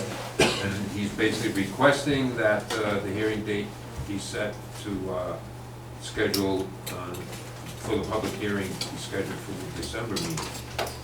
So I think the idea, Ray, is that you want it to not be scheduled at all, but then on the November meeting, it be put on for it to then be scheduled subject to whatever, Bill needs from the committee. Is that correct? I was unaware that additional information we presented to the planning board. They voted unanimously, and then new information came to the administrative officer. We need time to prepare those plans and address his concerns. We'll go back through the process and hopefully be back here next month, but we can't have the public hearing set until you have the advisory opinion from the planning board. That could take 1 month, that could take 2 months. I don't, time-wise, I'm not sure how long it's gonna take. So we're asking you to not set the public hearing this evening. I don't know that a continuation of the agenda item, because Well, yeah, you have a this new was one. gonna be the set. A new one coming, so I don't think it has to be continued to a date certain right now unless you think so. I mean, if you're gonna be filing a new application, then I don't know that. Well, I'm not gonna file a new application, but when it comes back from the planner is really the trigger, because the planning board has to send the advisory letter. If they're gonna do a new advisory letter, that's the new trigger to you. Yeah, I would think just move what's on for today. He needs to withdraw his application and reapply No. and I send think new reapply is a application. good idea. No, No, absolutely just not. continue to next. It's in process. A continuation is an appropriate thing based on the fact that the town is asking for new information. We will provide that new information. If you'd like, just continue this agenda item for 30 days, and if we're not done, we'll come back in 30 days and request another 30 days. But to go back through the entire process makes zero sense. We started this in May, and it just doesn't make sense. So we're continuing this Continue whole this as it next is. month, as it is. To the next meeting. That's what I'm saying? I'm sorry. No, I just Raise your don't hand. believe it should go in this order. I believe it should be withdrawn if they don't have the correct information. We're here tonight to make a date for the public hearing. That's why it's on the agenda. They are not ready to do that. They're asking for an extension. Right. That's what they're doing. That's I their, think we And I should. think the extension's fine. that's, Based on the fact that the administrative officer is asking for new information. yeah. We were already That's all I was deemed, asking. if I may, we were already deemed complete in order to get to the planning board. This is new information based on,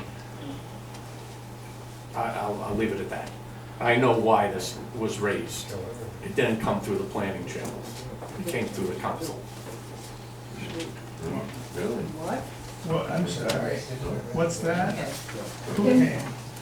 What were your first comments? I was asking what he was asking for. Yeah. I'm asking that this be pushed 30 days, as is. And if we're not, we'll go back through planning. If we're not done, we'll come back again and push again. But that's all we're asking, the simple continuance of this agenda item. I don't see what the problem is. No, I don't either. I mean, There were some insinuations made by this gentleman. I know Would it. you care to expand on them? Surely. There's been a lot, Councilman has been doing research into development rights. He raised an issue, the planner felt it was warranted, and here we are. And we'll address the issue. But it was not sua sponte of the planning board, it came because Councilman Ellis was doing his due diligence. I have no problem with that, but we were deemed complete. Sounds like you do. No, I don't. We did it, we were deemed complete, and then new information came. So I can't be, You don't think the planning board should hear that new information? absolutely, I've agreed in my email that we'll go back to them. yeah, Yes, they're going. that's what they said. I don't make the planning board agenda, I don't know what the calendars are. It might be next week's meeting, it could be in 5 weeks, I don't know. Interesting. Council like to hear from me? I'm I sorry? would. Would the council like to Yeah. hear from me? No, go right ahead. Cal. I was here, I often spent some time here in the building. And in discussion with other people here, someone mentioned, which had already been asked of me, what about the development rights that have been sold? And were there any restrictions for use of the property, which I thought was a good question. I think it's a great question. Well, I don't know if anybody else asked that question. Nobody did, and that's But- why, Well, I did, and then apparently the information was sent to the planner, or the planner thought it was worth pursuing, or maybe he was gonna pursue it on his own, I don't know. That's what he's doing. That's what he's doing, and I think we're all in agreement that it wasn't contemplated when it was deemed complete. It was raised, it's a valid question, we'll address it. I don't know how long it's gonna take to engineer and do the research, I don't know how long it's gonna take to get on an agenda, I don't know how long it takes to get back to you, it will happen as soon as we can. If we can continue the process for an additional 30 days, I'll be back for you to set the public hearing. If next month we go to a date certain and we're not ready, I'll come back again. I'll make a motion then, if we need a motion, to continue this item to the next council. I'll second. Any further discussion? All those in favor say aye. I'll move it forward, just, but it may not go, let's just see what happens. I appreciate that. All those opposed? No. Okay. Thank you. Thank you, sir. Thank you very much. We'll see you next month. Thank you, yes.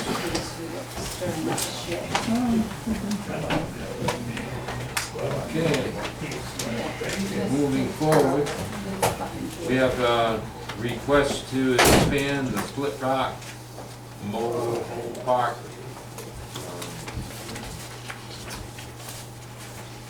I'm not just reading the whole thing, okay, I'm so used to doing it. Request to expand the Split Rock Mobile Home Park pursuant to Exeter Code of Ordinances, Article 2, Section 26, Section 26-36. Jeffrey F. Caffrey, Esquire, on behalf of Shoreline Properties, Incorporated, form South End Trail, Suite A, 207, Exeter, Rhode Island, applicant. Mr. Caffrey. Yes, Mr. Vice President, how are you tonight? Very well, sir. For the record, Jeff Caffrey with the law firm of Esquire Caffrey here on behalf of the applicant Shoreline Properties. Just to kind of bring the council up to speed, we had a meeting, a prolonged meeting with the planning department of the planning commission earlier this, actually last month now, about 2.5 hours, almost 3 hours worth of discussion, and the net result being that I don't believe that the planning department or the planning commission was prepared to make a recommendation to the council as is required by your ordinances in order for us to get an expansion upon the existing mobile home park. There was a considerable amount of discussion as to what the proper procedure would be in order to expand upon the mobile home park, and I think myself and Mr. Pasquale had one opinion, and I think the solicitor for the planning department had a different opinion. It's my interpretation of section, or excuse me, Article 2, 26-36, that the authority to expand the mobile home park is vested exclusively in the council, and that the council, as pursuant to its application powers, has the right to request a recommendation from the planning department, and also to get something from the Department of Health regarding the suitability of the on-site wastewater treatment system. For whatever reason, we kind of got off on a tangent with the planning commission, and they were indicating that perhaps an ordinance would need to be drafted in order to empower the planning department to hear whatever it was that we were seeking to have done. And I don't agree with that interpretation, and I think we need your guidance as the authority for the expansion of the park as to what you think our next step should be. My conversations with the planner, with Mr. Pasquale, is I certainly don't mind going back in front of the planning department as part of a major land development project so we can get the project fully engineered and get the planning department's input as far as what it is that we're proposing. You know, for the pre-app that we were in front of them for previously, it really didn't make sense to fully engineer the project, and quite frankly, it's a very time-intensive and expensive proposition. We want to be sure that we have the proper authority and the proper body to hear that before we incur that additional expense. So we're kind of here looking tonight for your guidance as to what the next step should be, and how we can get to that next step so we can keep moving in the process. As you know, we want to clean up the existing Split Rock mobile home, we can't do that until we own it. We can't own it until we get through the permitting process, so we're kind of stuck in neutral, and we have done some cleanup to this point in time, but I think everybody wants to see that site cleaned up, so we kind of need your guidance, your assistance to get to that point in time. So with that, I'll kind of turn it over to you folks and see what if anything, you heard from the planning department, and what it is that we can do to work together to get this thing to the finish line. Do you have a zoning certificate? We requested a zoning certificate, I have not yet received it. Oh, we have the zoning inspector here. Yes. 2636 trumps my authority. It's in your hands. Did you, It's in planning and the council's hands. Sorry, what That's what I'm section are you asking. talking about, David? He's talking about 2636. Yeah. The licensing section? The authority falls on planning to give you their recommendation on whether to give them the license to expand or not. do you want to hear what the planning board has asked? Can I finish? Yep. If I was to issue him a special use permit zoning certificate, then it goes through you, then the zoning board of review for the special use permit. It's redundant. He's gonna do the same thing twice. You know what I mean? You guys have the authority to give it to him or not, that, you know, whichever way you decide to go.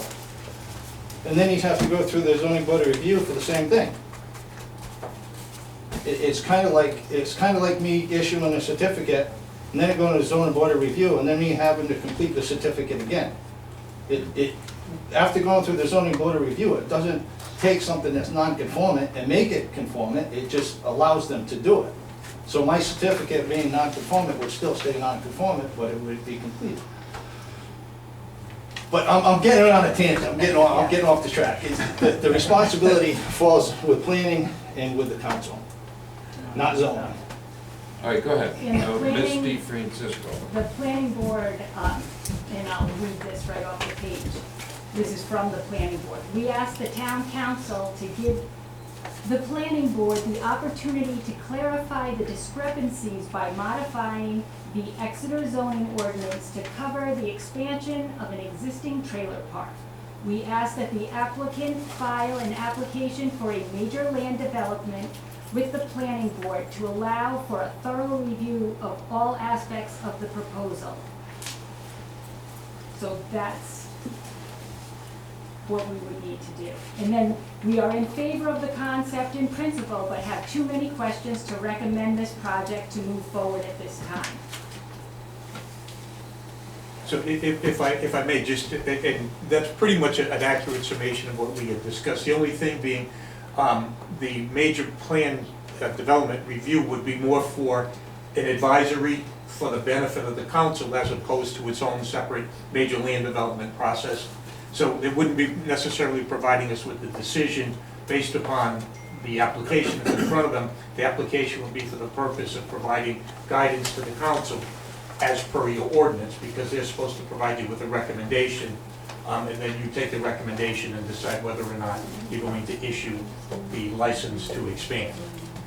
So it might be just splitting hairs, but the distinction is that they're not going to be making a decision on a major land development. They're going to be making a recommendation based upon what's in front of them. And we have no issue with that. I disagree with the requirement of creating a new ordinance. I think that the ordinance that exists right now that empowers the council is pretty explicit as to what the council is authorized to do, and I don't think we need to reinvent any legislation.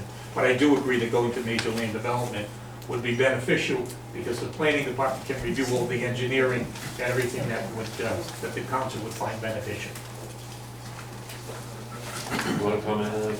Yeah, I hate to be the only naysayer in the room, and I'm sorry. I certainly appreciate where you're coming from on this.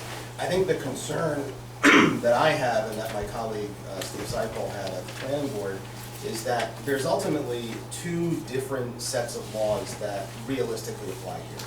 There's the licensing requirement that is provided for under our ordinance, and then there's also zoning. And as it stands right now, trailer parks are not permitted. Anywhere in town, they're not permitted.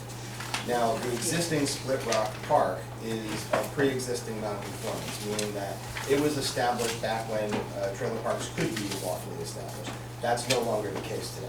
this expansion on, a different, essentially on a different lot, is not, strictly speaking, permitted under our zoning ordinance.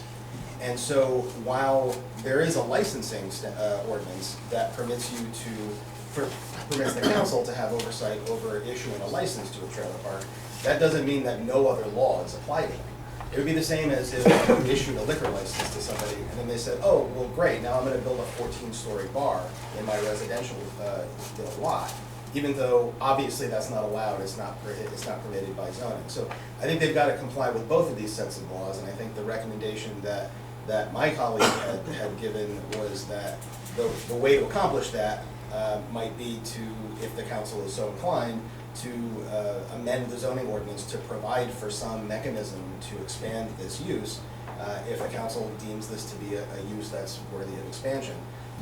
But that's a separate issue from whether or not they might be entitled to a license. They wouldn't be entitled to a license in a place where it's otherwise illegal for them to operate. And that's the concern. Now, because this is, specifically when you think about the type of project that this is, and the history of split rock, it seems to me that there's a reasonable likelihood that there's gonna be some abutter who's gonna have a problem with this. There's a good chance that if this gets approved, and it's not approved the right way, there's a good chance it's gonna end up in court. And I think we would have a hard time defending a decision that just is silent as to the fact that this is not permitted under our zoning ordinance. So that's the concern that the solicitor's office has. I mean, to just disagree, respectfully disagree. If you read the verbiage of 2636, it expressly states that expansion of a trailer park beyond the area license shall be permitted only upon application to the town council. It couldn't be any more explicit as to where the authority lies. The authority lies only with the council. No, finish. Yeah, so I mean, I think to require that we enact additional legislation or an ordinance to undermine the town council's express authority just is creating additional work. It's gonna mean that we'd have to go get an ordinance introduced, get it introduced at the council, go back to the council for a second time. It's just gonna unduly delay this when the authority clearly exists. Yeah, and the authority's there, and we'll work with the planning department, excuse me, to satisfy whatever concerns they may have about the advisability and the feasibility. But, to make this go and draft an ordinance or, rely upon expansion of a pre-existing non-conforming use, I think involves additional steps which, based upon the plain language of your ordinances, aren't required. From what exactly were you just quoting where you said expand? That's your ordinance, 26-36. Fair, I think this happened from the 1990s, I think, or 86 perhaps. 86, 89, and could you read again what it says? Sure. Go ahead. It says expansion of trailer parks beyond the area licensed for such use shall be permitted only upon application to the town council. Right, so that's what you've done, is you've applied to expand. But Ken, I think you just said that there could be no new ones, but this language suggests something could be done with existing. So the difference here is that the context of what this is discussing is whether or not the council is empowered to give a license or something like that. It's silent to the zoning implications of it. So I think that if an abutter were to challenge the decision of the council on the basis that the zoning ordinance, which this section is not part of the zoning ordinance. The zoning ordinance, which I believe comes after, as far as its date of enactment, expressly does not provide for trailer parks. That's where the rub is. If somebody files a lawsuit against the town saying, hey, they flagrantly violated their own zoning ordinance because it says right here that you can't have this, and here they are allowing it, that's a tough one as far as our ability to defend it without doing these, unfortunately, I think I agree, cumbersome and kind of annoying for you steps. That's really where the issue comes in. This is not about land use, this is about your power to get a license. And it is not part of the zoning ordinance, it's not subject to the same conditions or requirements of the zoning ordinance, and that's why we have some concerns about that. But I mean, I think the reality is the risk of an appeal is our risk.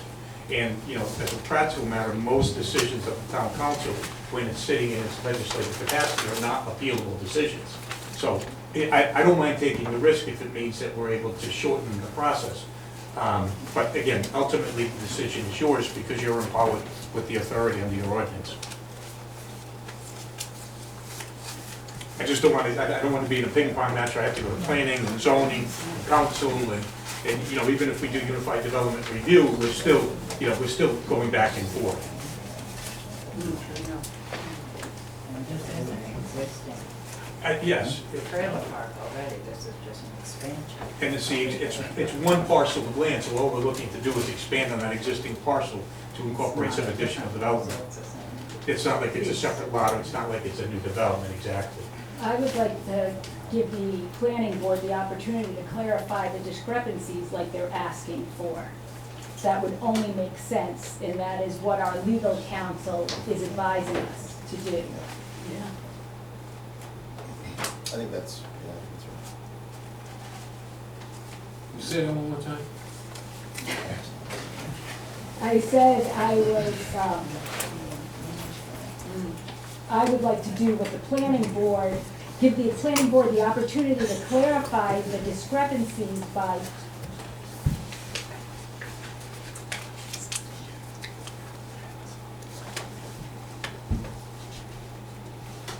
It is a convoluted issue, there's no question yeah, about that. and we have to straighten it out. Right, and this is, The planning board wants the opportunity to clarify the discrepancies by modifying the Exeter zoning ordinance to cover the expansion of an existing trailer park.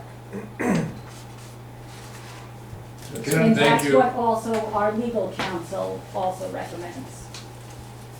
And I So- agree with that. so the next step would either be move to an amended zoning ordinance, or it would be to push it back to the planning board and then let them come and tell us whether they think it's even viable, move ahead to make it possible. I would think that if the council were in agreement that the zoning ordinance needs to change for this project to move forward, what I would probably suggest is to ask that the applicant put in an application for an amendment to the zoning ordinance, and then it can include whatever they believe it needs to include, and then the council can And decide that would from come there. to us. And that would come Right, to the and council. then we would process it. Right, you would then be able to have a public hearing about it, as you would with any ordinance, with appropriate notice and comment, and then from there, if it passes, then we can kind of pick this process back up as to the licensure issue. Or what, I mean, depending, of course, on what exact changes are made to the zoning ordinance. Obviously, if it's made a permitted use, then that might make things, you know, simpler versus if it's a special use permit and there's certain requirements and so on, and there's a development process attached to that. The council would have the ultimate decision making authority on what that would be. Okay, any more discussion? You wanna make a motion? Just make a motion that, that the planning board has the opportunity to clarify the discrepancies by modifying the Exeter zoning ordinance to cover the expansion of an existing trailer park, and that the applicant file an application for a major land development with the planning board to allow for a thorough review of all aspects of this proposal. Just if I could, I thought the conversation was that we were going to submit a request for an amendment to the ordinance and not necessarily have to do that through the planning department. I think that, yeah, well, so. So the motion is a little different than the conversation. Yeah. Well, I think ultimately, if you file an application, it comes to the council regardless. It'll then be referred to the planning department. This is going to make us go to the planning department first and then introduce, so I'd rather just go, if we're going to have to do that, just directly introduce it, you'll refer it back to the planning department, there'll be a recommendation, I believe is the process. It is, or you could work with the planning department on the specific language that you would need to include in the zoning Amendment. But, and, you know, and my only concern with that is that it's going to involve us going back. I mean, I don't mind working with the solicitor directly to come up with some acceptable verbiage. I just don't want to have to go to another hearing with planning, then submit the request to the council, and the council refer it back to planning, and just involve another series of meetings, because, you know, then we're kind of stuck to your agenda. It may not work that way. I mean, I know, but My assumption would be that you wouldn't need to get on a planning agenda to figure out the language component. I would imagine that's something you can work out with the administrative officer. I don't know if that would require, certainly would require a hearing to accomplish that part. So I think the next agenda that you would need to be on would still be the council, I think, if we're talking about the zoning as the next step. Okay, we have a motion and a second. I think, Okay. yeah, well, Any further discussion? Go ahead. no, I just think that when the planning board is ready to tell us what they recommend, I would think they would come back to us. I don't know if they need 30, they may need more than 30 days. So I would say we ask them for an opinion possibly before, not November, but prior to the December meeting if possible. Well, it gives them a couple of months to work through language changes, and then they can propose it, and we'll move forward from there. It's not gonna be an easy, you know, it's not gonna be an easy It's process. definitely not. Okay, we have a motion and a second. All those in favor say aye. Aye. Aye. Opposed? All right, thank you, Mr. Captain. Yeah, thank you. Someone have a hand up out there? No. Okay.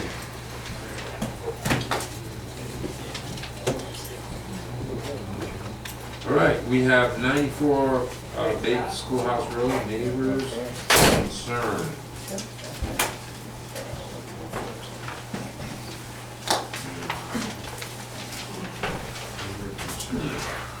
Can I speak to that, Ray? Go right ahead. Well, I'm not sure.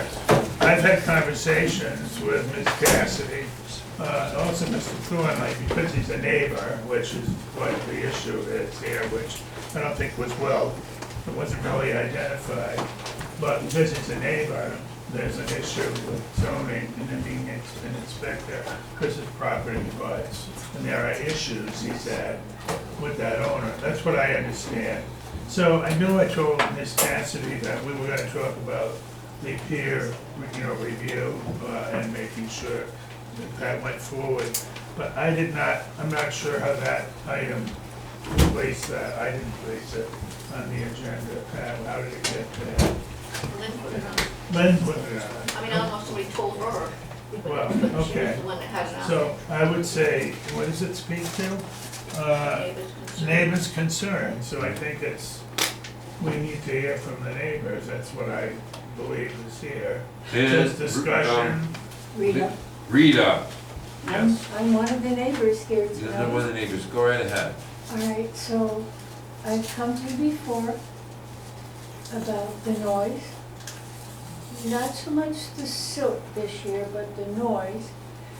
And at one point in time, the noise from there's like, I don't know, 20, 30 acres back there, but there's wood chipping close enough to my property line that is 7 decibels. And when I tried to get the zoning inspector, that's when I ran into the issue of not getting the zoning inspector. I can sit at my fish pond, which is several hundred feet away, and I'm getting diesel fumes engulfing me. And I'm in a conservation recreation zone. I shouldn't have to live like that. But the worst thing is now the runoff. The runoff the other day, and we're getting more and more bad rainstorms all the time. This one was only X number of inches. The runoff coming off the property. I sent, some of you have seen the video. If a child, the force of it was so great the force of it was so great that there's a culvert that goes under the road. A child could be carried into it, and I've got 14 grandchildren. And I'm sure everyone here played in puddles and ponds, and this is like a river coming down. I went to the state road and they said they are so tired. And they're sending it to the engineering now to see what else can, I didn't dig the trench, there's a trench there that's taking the runoff from the road and bringing it into the front of the property. The noise that's coming from next door makes that piece of property unusable. I could never sell that. I could never sell the other piece that's alongside of it. The noise is terrible. There's no need for that to happen so close to where people live. But that water is a danger, and there's other people here that can speak to that. If you would like to hear from them. Can they come and speak? They've seen it? My neighbors? Sure, please do. I want to hear about that. Come on, guys. Can I say something, Ray, regarding, because I've had conversations Go right with ahead. Ms. Cassidy. Yeah. And the only thing I didn't hear her say, and it's implied, this runoff is new. This is not something she Oh, lived no, with. no, no. The noise is new, and so is all the runoff. No, the Oh, runoff it's is not not new. new. It's not No, and I caused talked by, about it the last time I was here, so it's been in place for some time. because everybody is concerned about the runoff off that big, long driveway that was built that goes out onto Arcadia Road. Everybody, the DEM, because it goes underneath the road, it's going into the beaver pond, they're concerned about it. The town, the state is concerned about it, because the silt goes on Arcadia Road. My property, it's actually changed its shape. I used to take the riding lawnmowers, the big thing that I sit on, and I used to be able to mow those pieces of property. I can't now because my lawnmower is actually, it's scary. I don't think there's anybody, at least up here, that would want to do that. Maybe in back of me, the guys would do it. I can't do that anymore. The land is actually changing from the way the water has changed. It used to drain maybe underground, but now the level of the land is raised, so it's either coming down on my property, or it's going out to the road, or it's going to this drainage ditch that goes to the culvert. But the speed that it goes into that drainage ditch is so scary. It covered all of that front yard in silt, which none of the engineers get to see. There's not one person that ever came to see how the property's affected. That pump, the water pump, was swamped. And I can't prove to you that I used to mow that property. I can't prove to you that I used to farm vegetables where the silt came down, but I can show you the silt if somebody came to look at it. But I can't use that, and I certainly can't build on that now.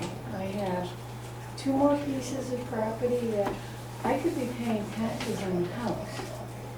That was a peer review about that, right? Yeah, my understanding. I'm sorry to butt in, was- I didn't mean to butt in. Yeah, well, my understanding is the property was sold and then changes were made to the property that caused what Ms. Cassidy is speaking about. That's why I asked her if it had always been that way.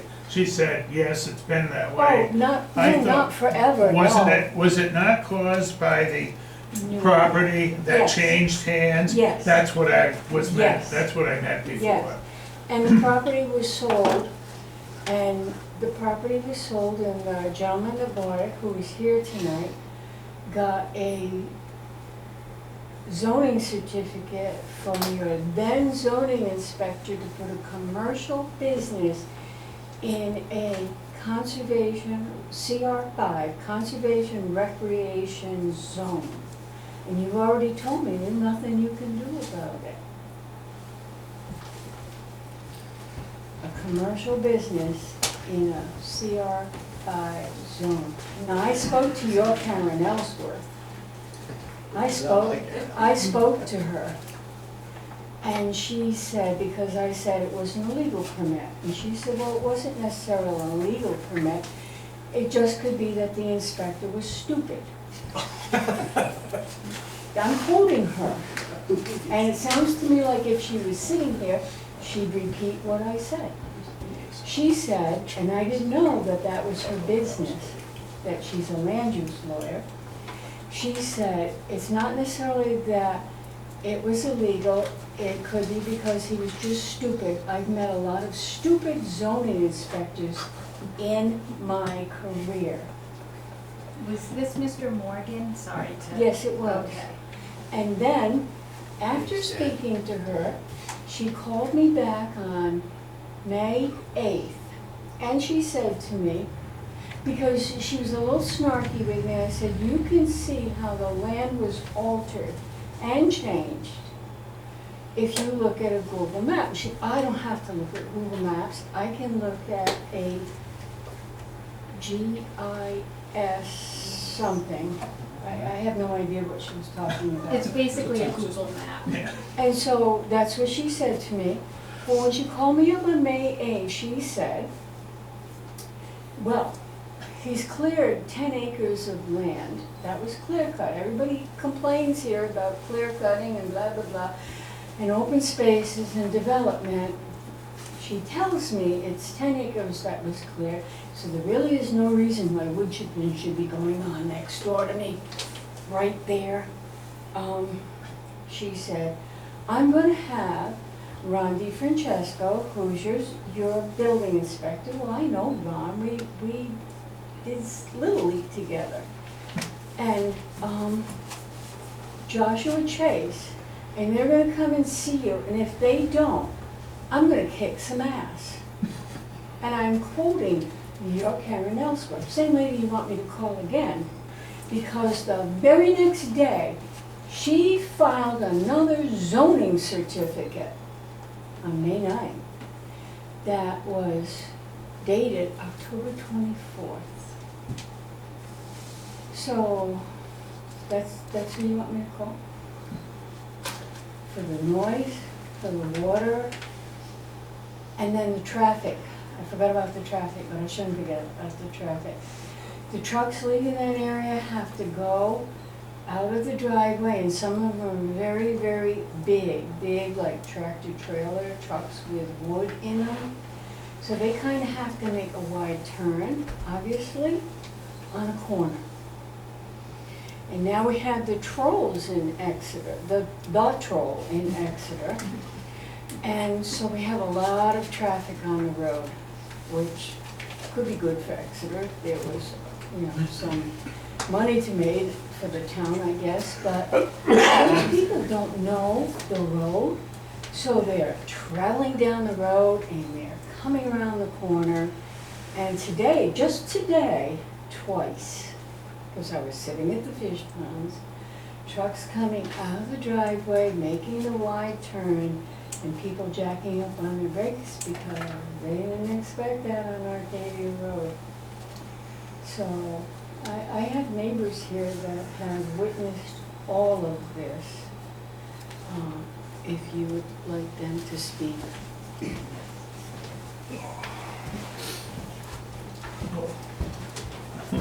Dave Thornton. Come on up. Neighbor. I'm not gonna be as long. I'm not gonna, she's covered a lot of bases there. I'm just gonna read a quick description of CR5, and then I'm gonna ask for some confirmation. I generally cannot run a standard commercial business in Exeter's Conservation Recreation CR5 zone, because its primary purpose is to preserve open space and development severely restricted to protect this use.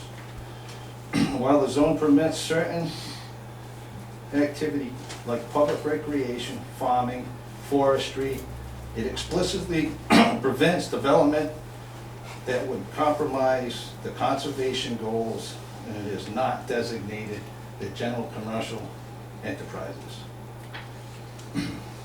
Conservation focus. The CR5 zone is designed for open space preservation and has strict limitations on what can be built or done on the land. Permitted uses. Typical uses include public parks, farms, and forest management. The zone is intended to prevent development that would interfere with conservation and recreation purposes. Why commercial businesses is not allowed. The commercial business is generally not permitted use in zones dedicated to preserving open space and natural resources. The zone's restrictions mean that commercial activities and development would be prohibited. My question is why is there a commercial tree service being able to be run out of that piece of property? That's simple. I'm done. Excuse me, David, what you were quoting from what? Is that our own? No, that's not our own. No, that's But not it- our But zoning. it does apply to Exeter To CR5. Exeter, because it's a universal Yes. target for, Yes, thank you. for I conservation feel like recreation. you guys need to go before the zoning board of review. Well, that should have been done long ago, not today. That should have been done years ago. And just because, I'm not speaking in any way as a zoning official, I'm speaking as a neighbor. Just because Hal issued a certificate allowing something to be done that does not coincide with Exeter's zoning ordinance whatsoever, doesn't make it legal, doesn't make it right. And I don't want to hear that it's been done for 4 or 5 years, because just because you're doing something wrong for 4 or 5 years, doesn't make it right. If this had been being done since 1975, fine. Okay, that was before zoning. That's great, but it wasn't. So, neighbors want answers. Okay. One more thing about the commercial vehicles. That's a residential area. Commercial vehicles, this is Exeter. Commercial vehicles over 20,000 pounds are not allowed to be stored in residential areas in Exeter. Okay, we have a comment here. I did. What is your name? Rita. Oh, it's the same girl, I'm sorry. Thank you for letting me know I'm so memorable. Good one.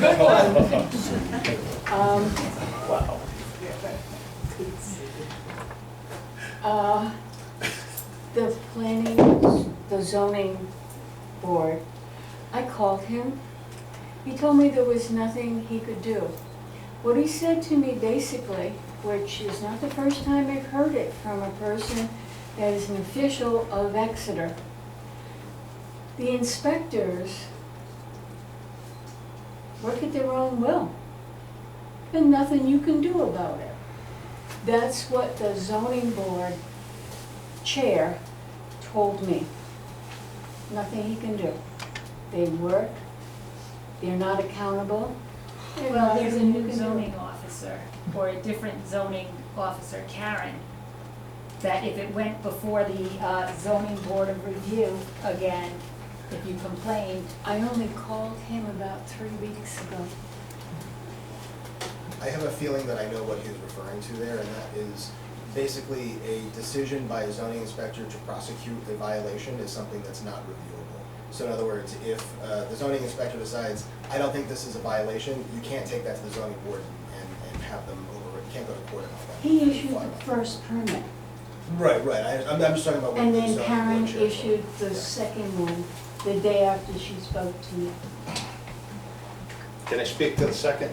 Go ahead, David. Okay, the second zoning certificate.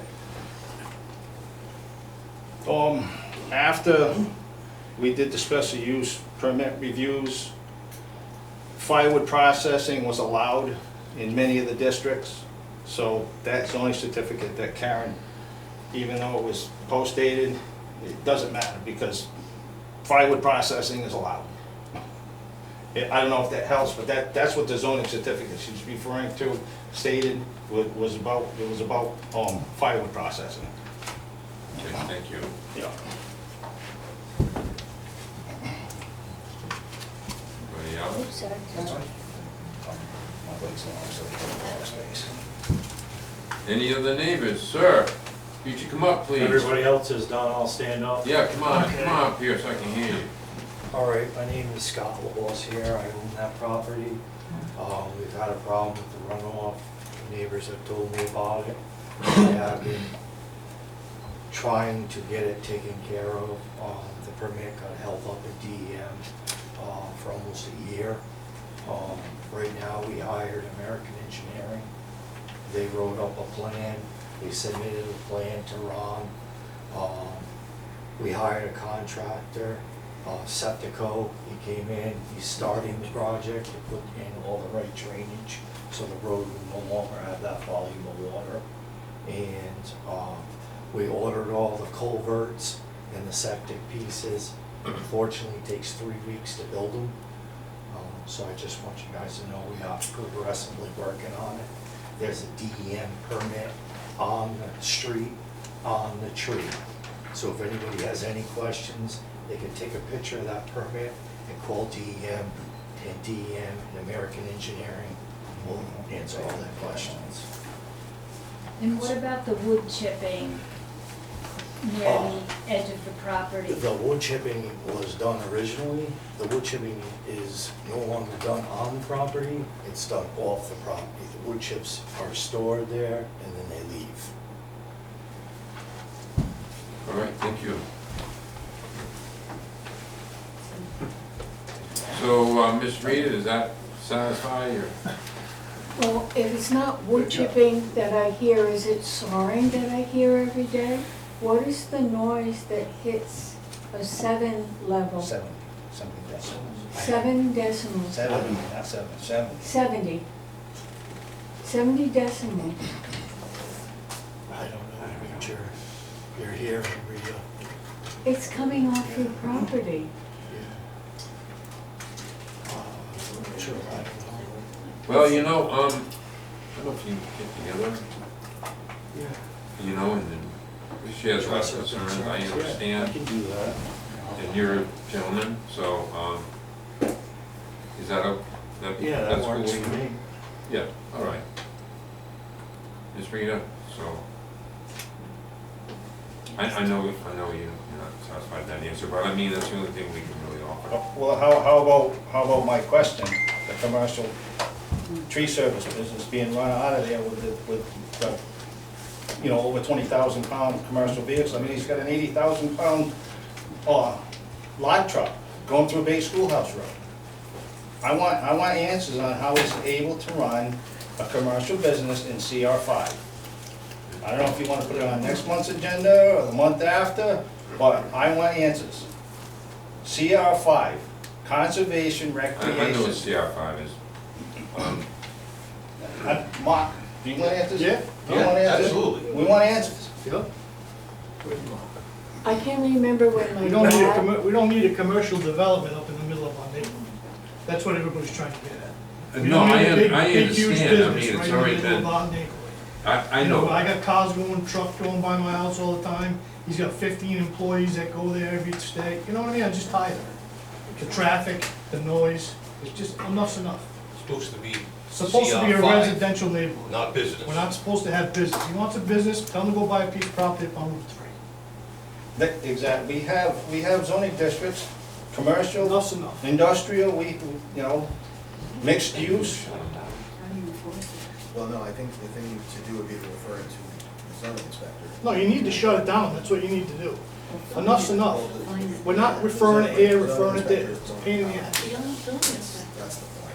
So referring it to the zoning inspector for determination makes sense. If you want to have somebody come in and give a report on it. So just at a kicking the can follow-up down the road. meeting, I think that would maybe make some sense. I don't think that you're in a position to decide the facts of this. No, not at all. That would be not appropriate. No, it wouldn't be. But having, you know, having somebody who has been empowered by the council to review these procedures, to look at the situation, and prepare a report for the council. What's the big deal? You guys are the town council, why can't you just? Why can't you just take care of this? You guys are the town council. Excuse me. Please, I'm trying to listen to him and you guys are over talking. I can't hear. Sorry. The gentleman next to me, please. Sorry. Okay, thank you. Go ahead. Yeah, so my recommendation would be to have one of the people who is empowered to review these types of situations to determine what the facts are, because my assumption is that not everybody is going to agree on every fact. The council is not in a position tonight to decide what all the facts are. That might be necessary to determine whether to bring some kind of an enforcement action. And then if, based on the report that you get from presumably Karen Ellsworth, I think the council would be in a position to make a determination as to what action might be appropriate for the council to take. And ultimately, the council, if anything's going to happen, we're talking about filing a lawsuit. That's really the mechanism we're talking about. So it's not, nothing's going to happen instantaneously anyway. So that's important, I think, for everybody to understand. Can you talk to Karen Ellsworth on our Absolutely. behalf and explain this to her? Because I think things are getting lost in translation. Yep. Absolutely. Yeah, I'd be more than happy to ask her to put together a report for the council about this property and about this issue, and report back with what findings she determines are, appropriate to report to you, so that you can make a more informed decision about where to go from here. Can I ask a question here? We have an agent, we've asked for another engineering firm to review the plan. And there was a question last month about should we move forward, who should pay for it? I certainly am one that says the town needs to pay for this plan to find out whether these neighbors can be properly served by the engineering report that the gentleman over here received. Now, can that not be part of this exploratory process that we're going through? I mean, you want a report from Karen Ellsworth, that's fine. Can we Well, that's consider all part about of it. this review under Because unfinished the town business? needs more We- information. I will vote to pay this firm, Crossman, I think, for the work that they'll do. It's not gonna solve your answer, but about what's happening on the property now. And their question is, it shouldn't be on the property at all. So, Sure. that's what we need to. Yeah, and we address. have the report from Crossman at this We do point, have the right? report So I from can Crossman. forward that to Karen as well for her Yeah. to review as part of her determination. A planner has been involved in this as well. So even if I'd like the folks here to know that it hasn't sat idly. I don't know how we undo it. The reason that the young lady's here is because someone suggested, and I knew her from years ago, maybe she should call me. Sorry, I can't do it myself. The only thing I suggested is that she come and explain to us that there's a problem. So that's what's happened. We're trying, but, okay. But that wasn't mentioned a minute ago, and I just thought that Crossman report would be an important piece. Absolutely. You wanna make a motion? Well, Karen, I'm sorry. you wanna make that motion? Oh, yeah, well, this is coming up later on the agenda about the peer review. But sure, I'll move that we ask Karen Ellsworth for a review of the situation and her recommendations. There a second? Second. Any further discussion? The only thing I'd like to bring to your attention is that there was a member that was on this town council recently who actually shut down the Christmas house on Route 165, part of the zoning board. it was a great place to shop. Ask me how I know. I had half of this stuff I bought in my house. Yeah, yeah. But when he sold and somebody else came, they couldn't do it because it was a CR5 zone and it was never established that he was a commercial business prior to that. And my dad, he wanted to have a television shop where he fixed televisions in the property that I own in back of me. It's now just a garage. He wanted to have a TV shop there, a lousy TV shop. He would fix TVs when they had tubes. He was denied. Okay, we'll get to the bottom of this. Because it's a CR5 zone. I'd just like to point that out to you. Okay, thank you, thank you. All right. We don't have a pile of candy. They're good for you.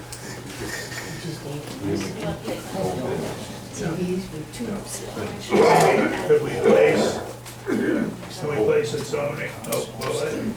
Can we add, can we add an agenda item that says report on this project?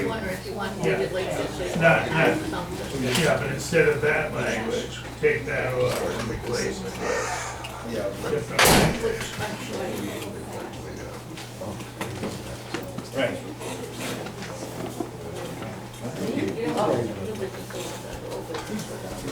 So I have a little question. When someone violates the zoning ordinance, is it possible, once you do a fact finding, it's possible to find people that have not complied with zoning that is public record?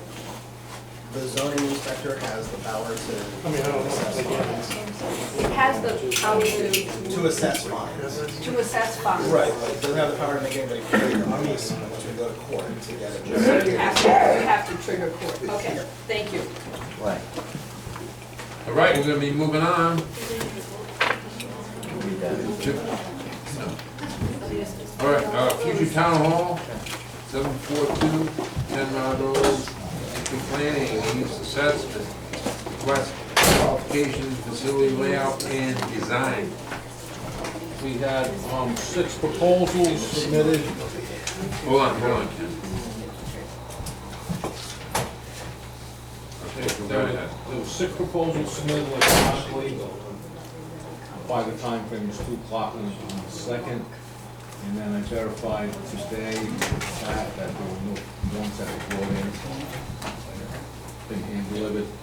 I reviewed over the weekend and today, I reviewed all 6 of them. And it was a very difficult review. I want to be thorough on it. And I just I don't feel that I have the ability to make a recommendation right now. So, without. Yeah, I read them all, they all look great. Yeah, I don't know how we're gonna figure that one out.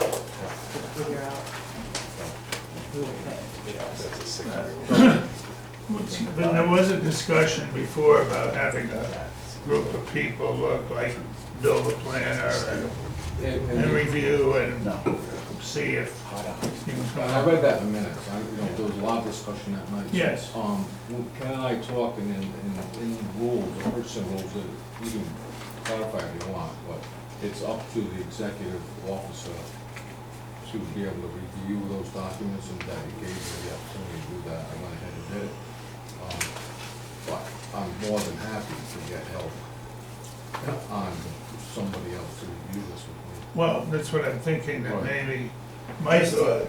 Just to clarify that, sorry, Ken, ultimately the council is the chief executive of the town for all intents and purposes, so you'll be the ones deciding ultimately. Anything that Ken does is just a recommendation to the council decides ultimately who's. Right, but in order for him to make that recommendation, I would think he would like to have the planner who spent years doing all kinds of, building, modifying, and I think would be good for him to. And one other person Okay. did that knows architects. What place? Architect's field would be good. I don't know if there's anybody available. Well, maybe Mike would look. Mike is an architect on the planning board.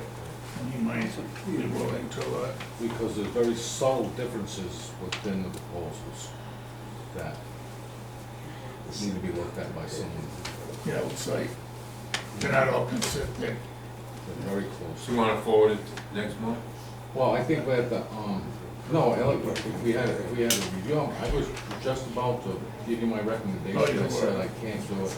Oh, I just had to fill in the memo with the top three.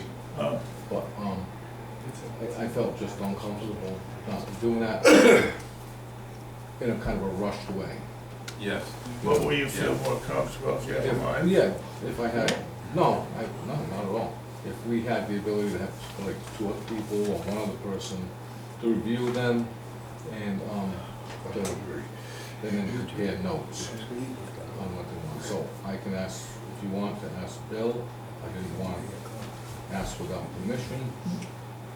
Well, because for I'm not discussion, sure. let me put a motion on the table that we authorize Ken, or a request from Ken, that he submit to our planner and one other, if you wish, Right. third party, and then come back to us. You're gonna recommend 3, John, what you, eventually, Score 6, top 3 are provided to the council, and then the first one, it's in negotiations. If that negotiations fail, price is too high, we drop them, we go to the second one.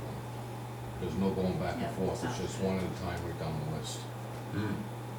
As far as giving them to the council, all 6 ultimately go to, I think you. Right, we already So- have. them. Right, so you'll have a recommendation that Yeah. says we recommend these We 3. have. But ultimately, you'll be the ones picking the 3 that are actually the 3 finally. Right. That's important Understood. just process-wise. Understood. We get that right, I scanned them, and they're Yeah. pretty complex. Yep. Diane said she's read them, I don't know, it's called complex. So we have a motion, we have a motion I'll second Yes. your in motion. a second. Any further discussion? All those in favor say aye. Aye. Opposed? All right. Okay. All right, the Department of Public Works requests to go out to bid for 160K and 140K all-season dump trucks.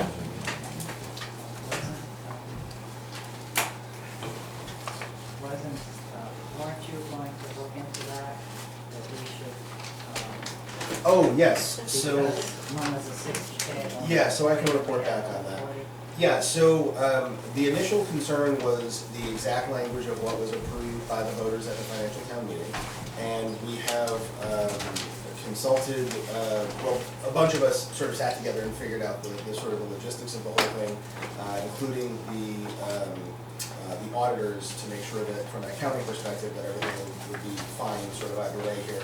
And ultimately, the council is gonna have the decision as to which version of trucks to buy. Either would be legally adequate insofar as the charter is concerned, and as well as from an accounting perspective. So Rob, I think, has a recommendation to make tonight. And it'll be up to the council to decide what exactly to do. There's no legal problems with it either which way. Okay. All right. Good evening. I'm sorry, go ahead. How you doing? Yeah, so after all that last month, I had some time. I didn't put anything out to bid. I had the opportunity to go out to 240s after that last meeting, and gave me some time to actually think about my strategies moving forward in all 4 seasons. So I took a little bit of account of the past that I was going through. Everyone else is reading something, I'm reading something tonight as well. So back in summer of 2022, DPW intercepted 150 to 235 cubic yard loads of millings, no charge, from Lynch's South County Trail mill and fill job. The location of Reynolds Field, parking area, and public works facility were important in securing this free commodity. Local private contractors who pick this material up do the hauling for free and keep the generated materials. The average rate for consumers to purchase the material is $35 per cubic yard delivered. The town of Exeter conservatively received $180,000 worth of free material delivered to our facility, mixed to our facilities. So we received, in my estimation, at least $180,000 worth of free material just because I went up and asked somebody if we could help them have a space to drop this material, okay? So,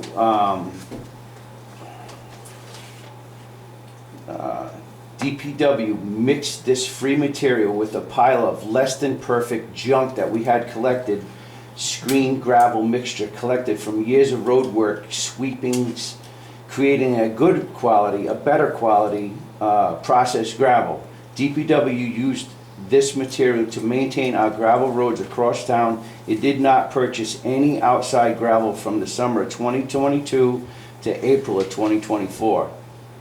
Our pile of processed gravel is depleted, and now we are back to purchasing this material now. We're out. My recent meeting with Rhode Island DOT's Director Alviti was fruitful in many ways.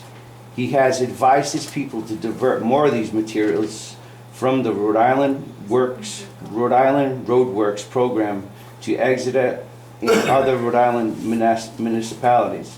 In order to capture our fair share, Exeter DPW will get in line with our trucks to haul into our stockyard. Not all state jobs will be in our front yard. However, like Route 2 is right there. That was the thing. We got real lucky with that. However, having a couple of trucks available to haul this materials will ensure Exeter gets its fair share. With the extra capacity of a 66,000 GVW truck will haul legally, sending 2 units carries as much as 344,000 units. Only 2 trucks, lower fuel costs, and manpower. You only need, for the same capacity that 3 trucks would haul, 2 of these bigger units would go out, you're only burning 2 trucks worth of fuel and only paying 2 employees. Other guys can be doing different jobs for us around town. My winter strategy for the second 60,000 GVW truck is to have one running out far west of town, the old Ballantown area, in that area and all that. Because right now, that's the strategy that I wanted one in the first place. But looking at it, we have enough straight shots throughout town that if I put one central, working with the Mail and Trips Road, and all those straight areas, no cul-de-sacs, it's less trips for both of those trucks, and it's I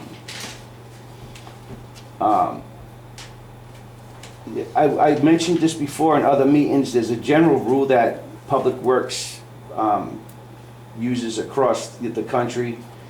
It's 1 man per 1 truck for every 10 miles of road. We have 103 miles of road, and I have 8 of these trucks. So we're already down 2 as far as that. So, excuse me.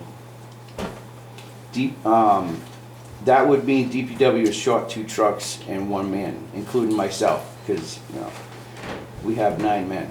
Utilizing the bigger capacity trucks would cut storm events times down into potential 2.5 to 3 hours less, and that's savings of approximately just under $1,000 per snow event for that. Just the men that are our union guys, not talking about our superintendent or myself, or the units burning the fuel in that time either.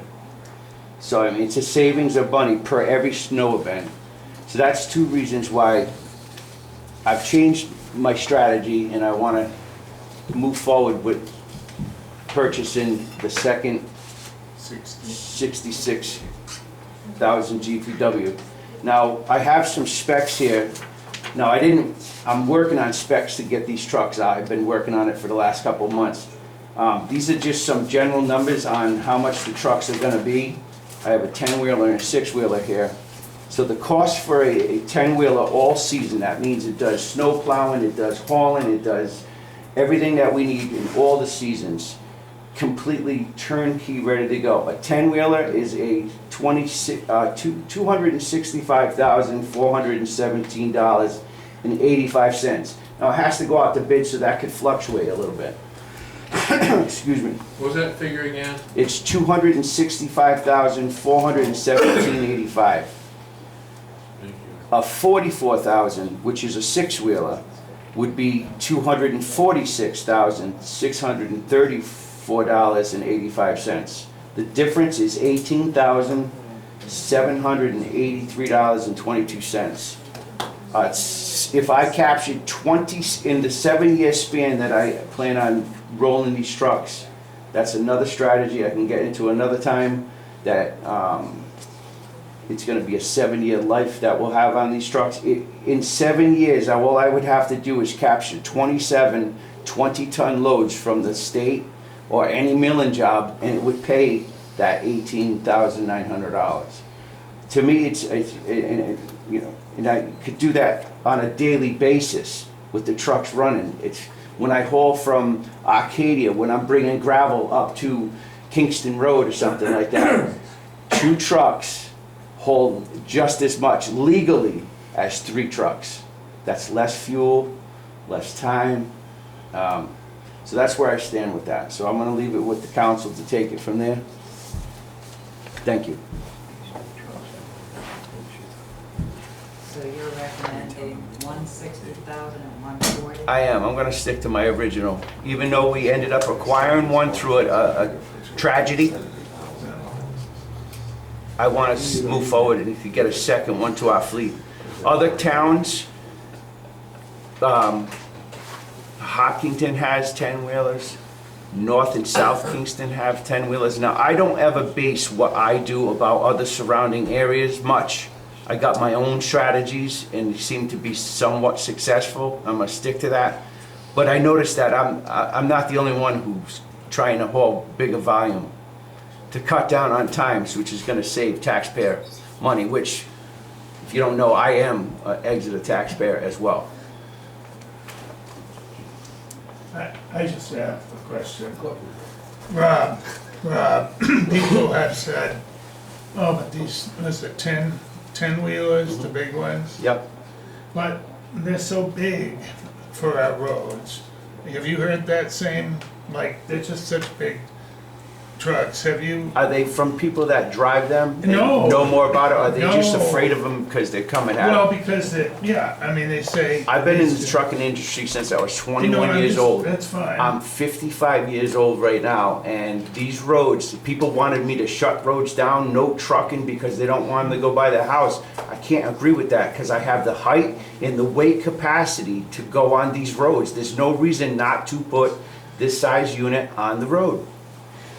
And our roads accommodate. Absolutely. You know, and I think there was talk about no trucking. I never thought about our trucks. I was talking about other. They're you know, trucks. Yeah, well, okay, One and the same. good. I got a question. I know we got an email from Maria about the scope thing. And when you bought the new truck, and it came out of Scope's fund, I know we're gonna be talking about that. Yeah. But if we allocate money to this, well, he's gonna get reimbursed for the money that came out. And I kinda understood the email, but I just wanna reiterate on it. If I may, not to cut Maria off, but there was no discussion about 100% reimbursing that account. When we got an insurance check, at that time, we didn't know where that was gonna land. That could have been $18 or it could have been $180,000. I don't know where it was gonna land. At the time, we're in a situation where we had a specific unit that this town needed, I know and we that. captured it. I just had a question for Maria, I'm sorry. So, as it stands right now, the truck that was purchased came out of vehicle replacement. We did get 58,000 change from the insurance company, which I thought was very low, but that's what we got. That went back to replenish that account. So he is down, that account is down by about 200,000 from where it was. I think the motion was, let me get back here.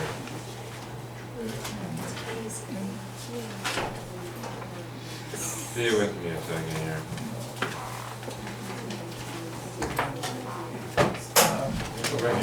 It's all right. These two would come out of his equipment fund. I I'm sorry? Whatever he's asking for now would come out of your equipment fund. Yeah. Yeah, these are the ones that were authorized at the financial town meeting. Right, that was. Yeah, because he's right, I mean, the motion was made by Ms. Allen to purchase the used replacement dump truck out of the vehicle replacement fund, and then replenish the fund with the insurance money. And that was done, And that, yeah, that was a motion. and that was done.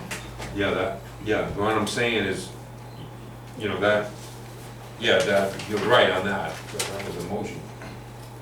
Okay, so, that's all I wanted to ask. I know we have, scope, Simon Miller's, thing coming up here, but I just wanna make sure that we do right. I mean, maybe I'm not understanding something here. I mean, you take money out of one fund, which is part of their detail fund, and they've had since Simon Brown, even before that. Well, that's why I was asking for clarification. Yeah, but Because when it was first put out, it was the Right, town sergeant's vehicle Right, replacement. I'm just making a point here, that's all. Yeah, all right. But this was approved at the financial town meeting. Well, that's right. Right, that's I it. think, Yeah. here's my only question. Maria just answered. It's coming out of, Fine. These two trucks I would come out come- of his equipment fund. Right, Would not and- touch vehicle replacement or and- any other fund. yeah, and will it make him, put him in a bad way? Oh, Well, you don't want to answer well, that publicly, do you? No, No, I think please. because it's over 2 years. It's 2 years budgets. Yeah.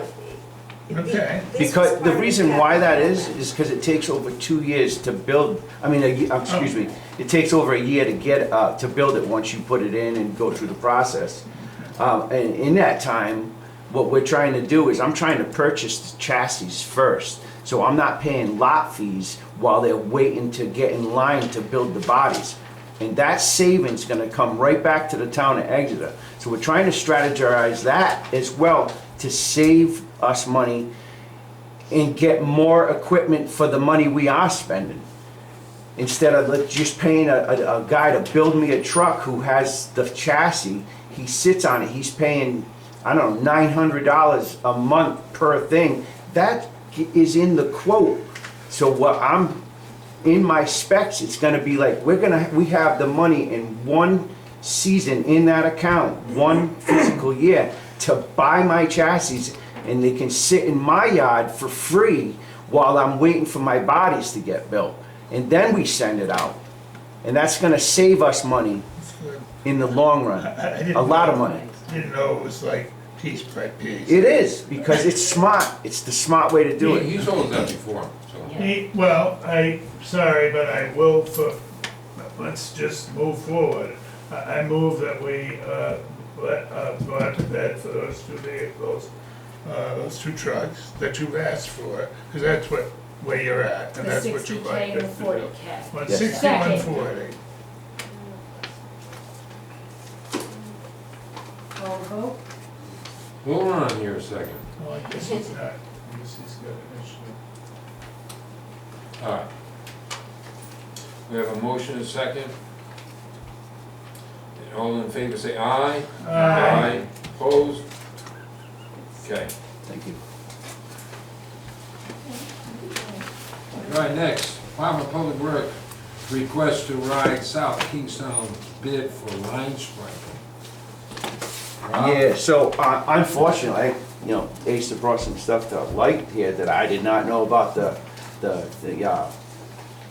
know, The morality of other of companies? the, you know, the offices of the company that, I was trying to get on. They have like a consortium that they have, or something to that effect, where other towns have jumped on the line striping bid.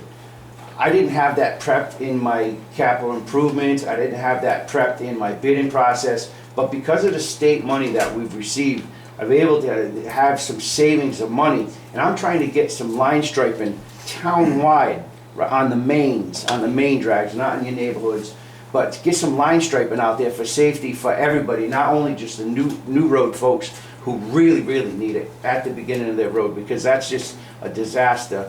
How narrow that 17-foot opening is at 102, how that was ever designed, I don't know, but but anyways, I didn't know that all that happened, and it's terrible, tragedies.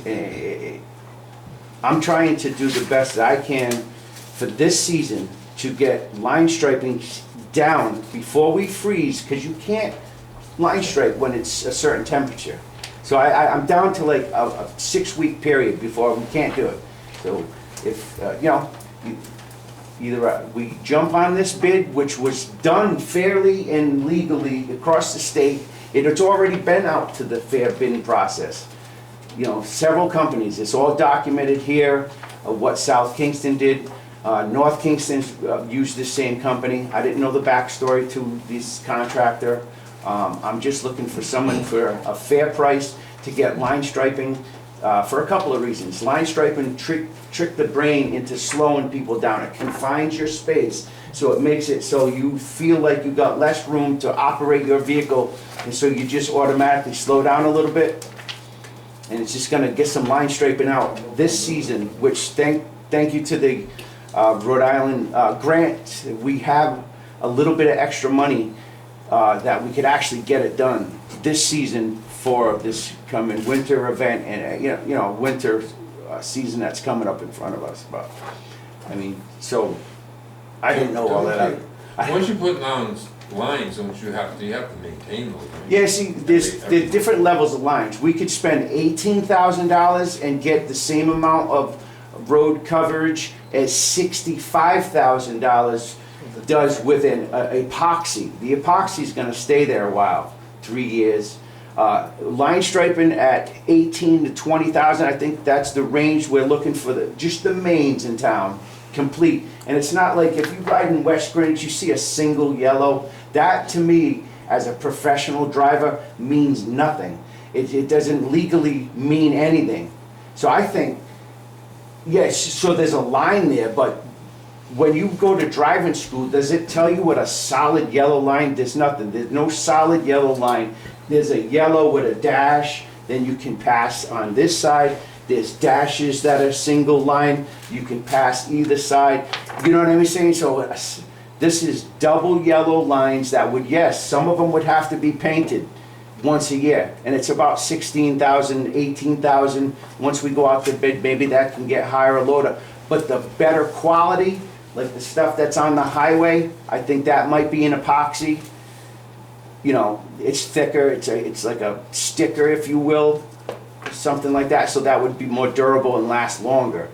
Actually, I know what it is because I've been out there with them. Is there any legal reason that we would deny this? So consortium bids like this are allowed under the state. Okay. So you're saying it's about 16 G's a year? Yeah, but I would say 18 now.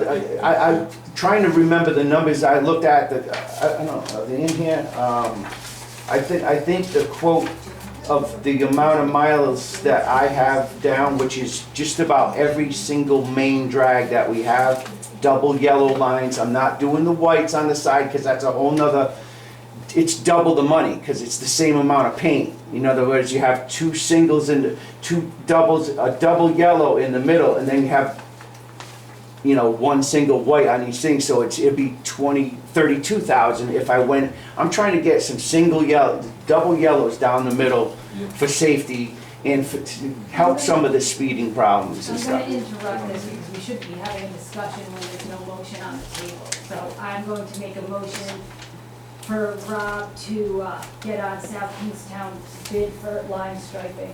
I'll second that. Okay, any further discussion? All those in favor say aye. Aye. Aye. No opposed? All right, thank you. All right, now, I had another one for you.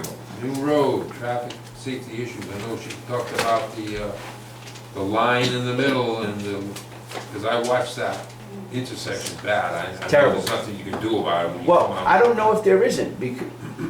Can we talk?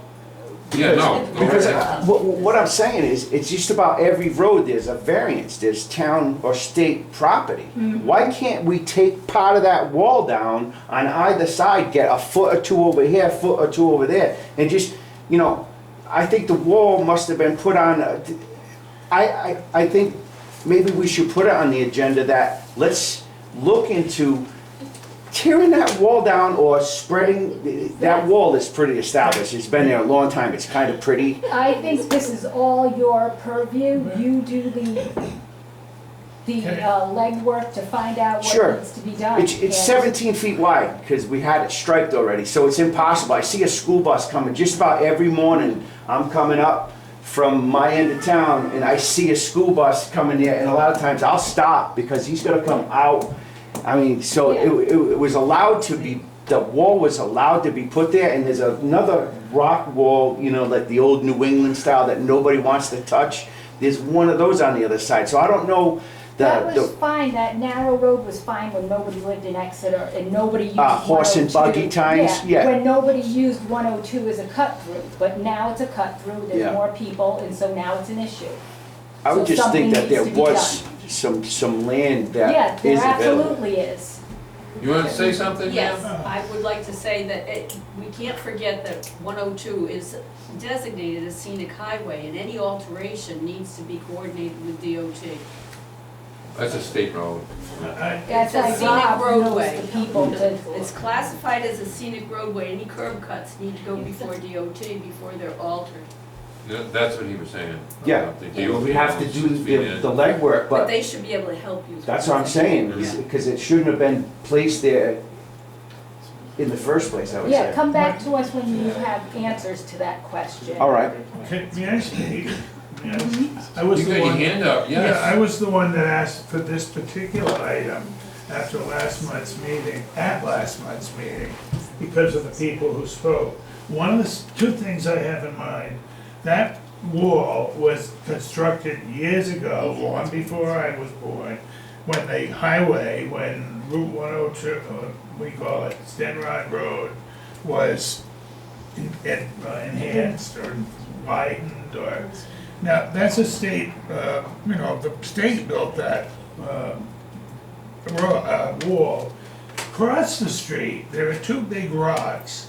I'd like to know how wide, what is the size of the road from where that wall is to how far over does it go? Because I'm wondering if the rocks that are on that other property may be illegal. Do you know that? I mean, could we have a, what do you call it, a surveyor, make sure that.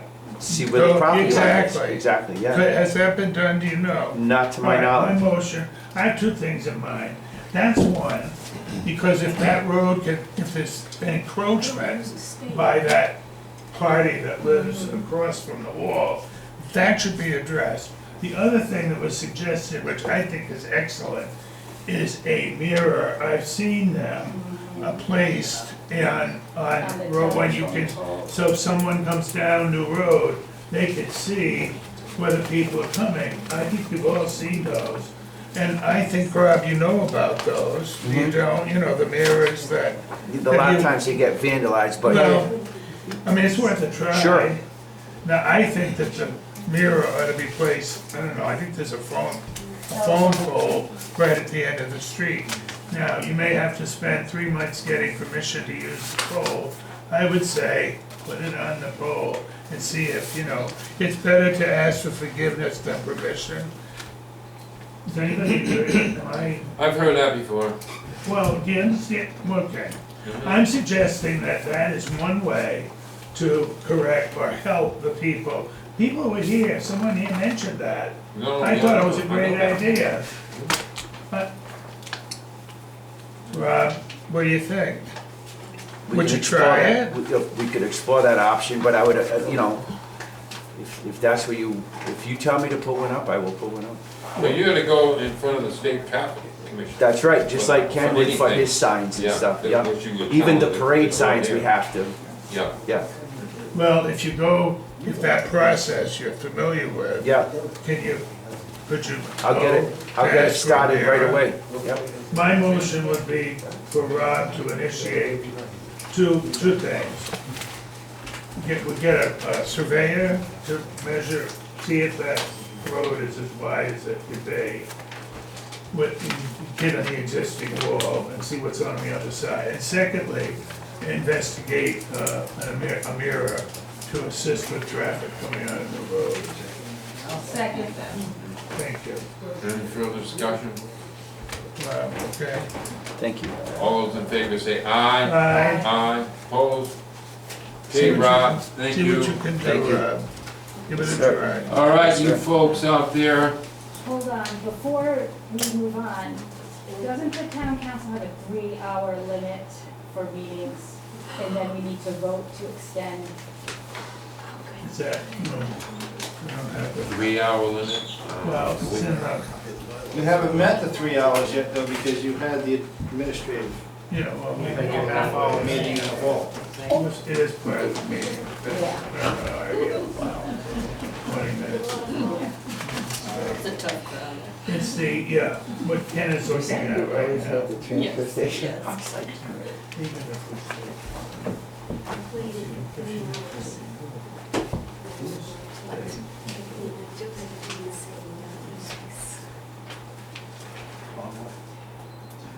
I think it was. We used to meet something. I have no idea what you mean, I'm sorry. Use your words. Telling you, hold on, Okay, thank you. you've been patient. Thank you. I didn't hear anything. No, I know you did. Yeah, I saw this on the. You're a realtor, so maybe you know what that Well, yeah, that means walk, so I thought you wanted me to walk up to you. meant. That means walk. Don't walk, Don't walk, okay, yes, sir. hang in there.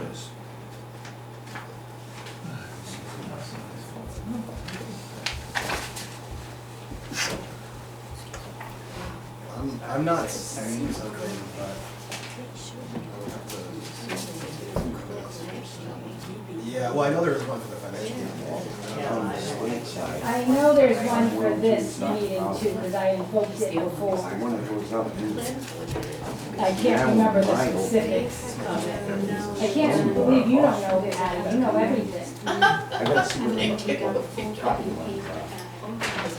Well, I don't, I'm still. We can carry on, why don't I think we should continue these folks from Yeah, we, meeting. like, I'm not saying we're You know what I gonna, mean? but if we needed to vote You to wanna call extend. That's what, well, I wanna know that too, so. Oh, yeah, here we go. Well, so I actually have a slightly outdated version, I don't have the most recent one, but it's each month from 7 to 11 p.m. So unfortunately, that might have changed to 6:30 to 11 or 6:30 to 10:30, I'm not sure which.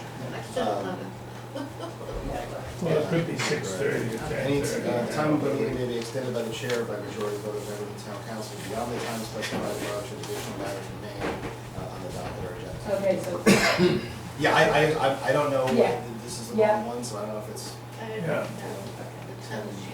yeah. Gotcha, that sounds. thank you. Okay. So, yes, Yeah. all right, thank you.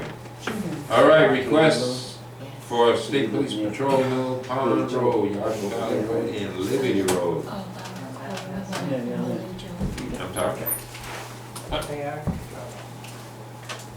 They are, yes. Well, you have a report on they're this, not. don't you? Yeah, you know,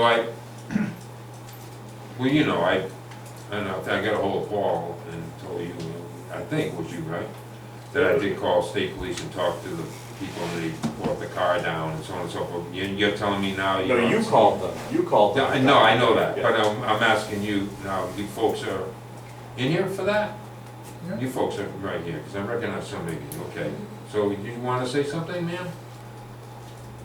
Oh, you stood up, I thought, usually when people stand up, they want to say I'm something. under 5 foot tall, so I can't really see. Okay, yeah, that's fine. I know the speeding's a problem in our whole town. I mean, trying to get out of Deerbrook in the morning, it's like people fly down the road, there's a blank corner there. We have definitely a speeding problem, I mean, all over the state, I drive all over the state, people are nuts. But, you know, we do our best to try to get the state police and that to come down and do their thing, and I can call them again if you like me to. I mean, it's a problem townwide. Just talking about Exeter, it's definitely a problem townwide. And you see the people from 165, there's people speed down that road and pass everybody illegally. But you know, the solution is, yeah, you know, you just, that's all you have, it's state cops, and then you have so many, that'll dedicate themselves down here. But I'll give them another call. Yeah, I mean, it was really helpful, they came out Yeah, and ticketed well, keep on. for 3 days, and then it stopped. Yeah, And yeah. then they came out again, Yep. and now it's stopped completely, and the speeders are back, and they're lying down Mill Pond Road like there's no tomorrow. We walk every morning, almost every morning, Yep. 3.5 miles, and it's the same story, and they just, And the tire marks too, Yeah. not just Yeah, I speed. do, Rob. and that goes on They're everywhere. burning rubber. Rob can tell you that. It's all around. Unreal. It's everywhere, it is, Unreal, it's disgusting. yeah. And I would ask, I mean, if you have no mechanism with which to enforce the law, then what is our hope? That, you know, we just, the honor system? You know, I mean, Well, we have Back in no, a obviously, simpler we have no time. police in this town. What'd you say, Rams? We don't have police in this town, obviously. Correct. So we don't have that going for us. We have to rely on the state police, who are, So we have a contract with them, correct? yeah. And what does that contract say? They have. Yeah, I think they What are they gonna provide for us in that contract? What are the I terms? don't have it in front of And me, I can it- can't quote it, So what are the terms, I wanna know what the terms and conditions of the contract are. Well, it's for public safety is basically what it is. They're trying to dedicate a couple officers here off the highway. Well, what does a couple officers mean? 1, 2, 7, I mean. Two. what- Two. Contracts have terms and conditions, they have a start and an end date, so I'd like to know what's in that contract.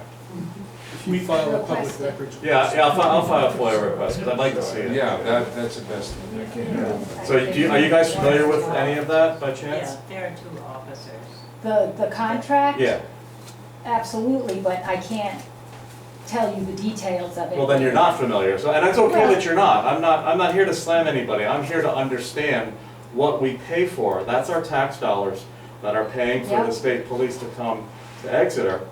And if we don't have a There are- response, hang on, I'm not finished. And if we don't have, Excuse me, sorry.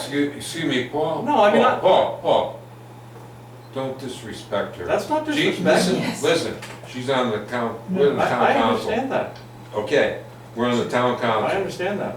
Go right ahead, Olivia. You wanna say something? No, I was. Okay. It wasn't disrespect, What? I It understand. absolutely cannot be that. Go right ahead, sir. Make your point. Now I'll ask you not to disrespect me. Because I heard your tone. Okay. No, it's not okay.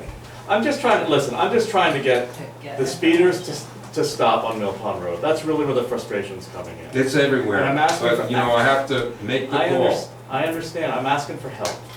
Okay. I'm here I've asking got my the help town for before, help. and I'll make the help. I'll make the call again. I said that. That'd be great. Thank you. All right. Are there Yeah, no other comment? measures that can be taken? I mean, I've heard of things like rumble strips, the mobile marquees with the flashing speed limits and all that stuff. There's no other options we considered other than, let's call the state police again? Well, that's not a call. Those are state roads, right? So Mill it's a state Pond's- road. Yeah, right? Mill Pond's a state road. So who answers that question if it's a state road? Well, so then we Yeah. could go to DOT and beg for some. State Traffic Commission.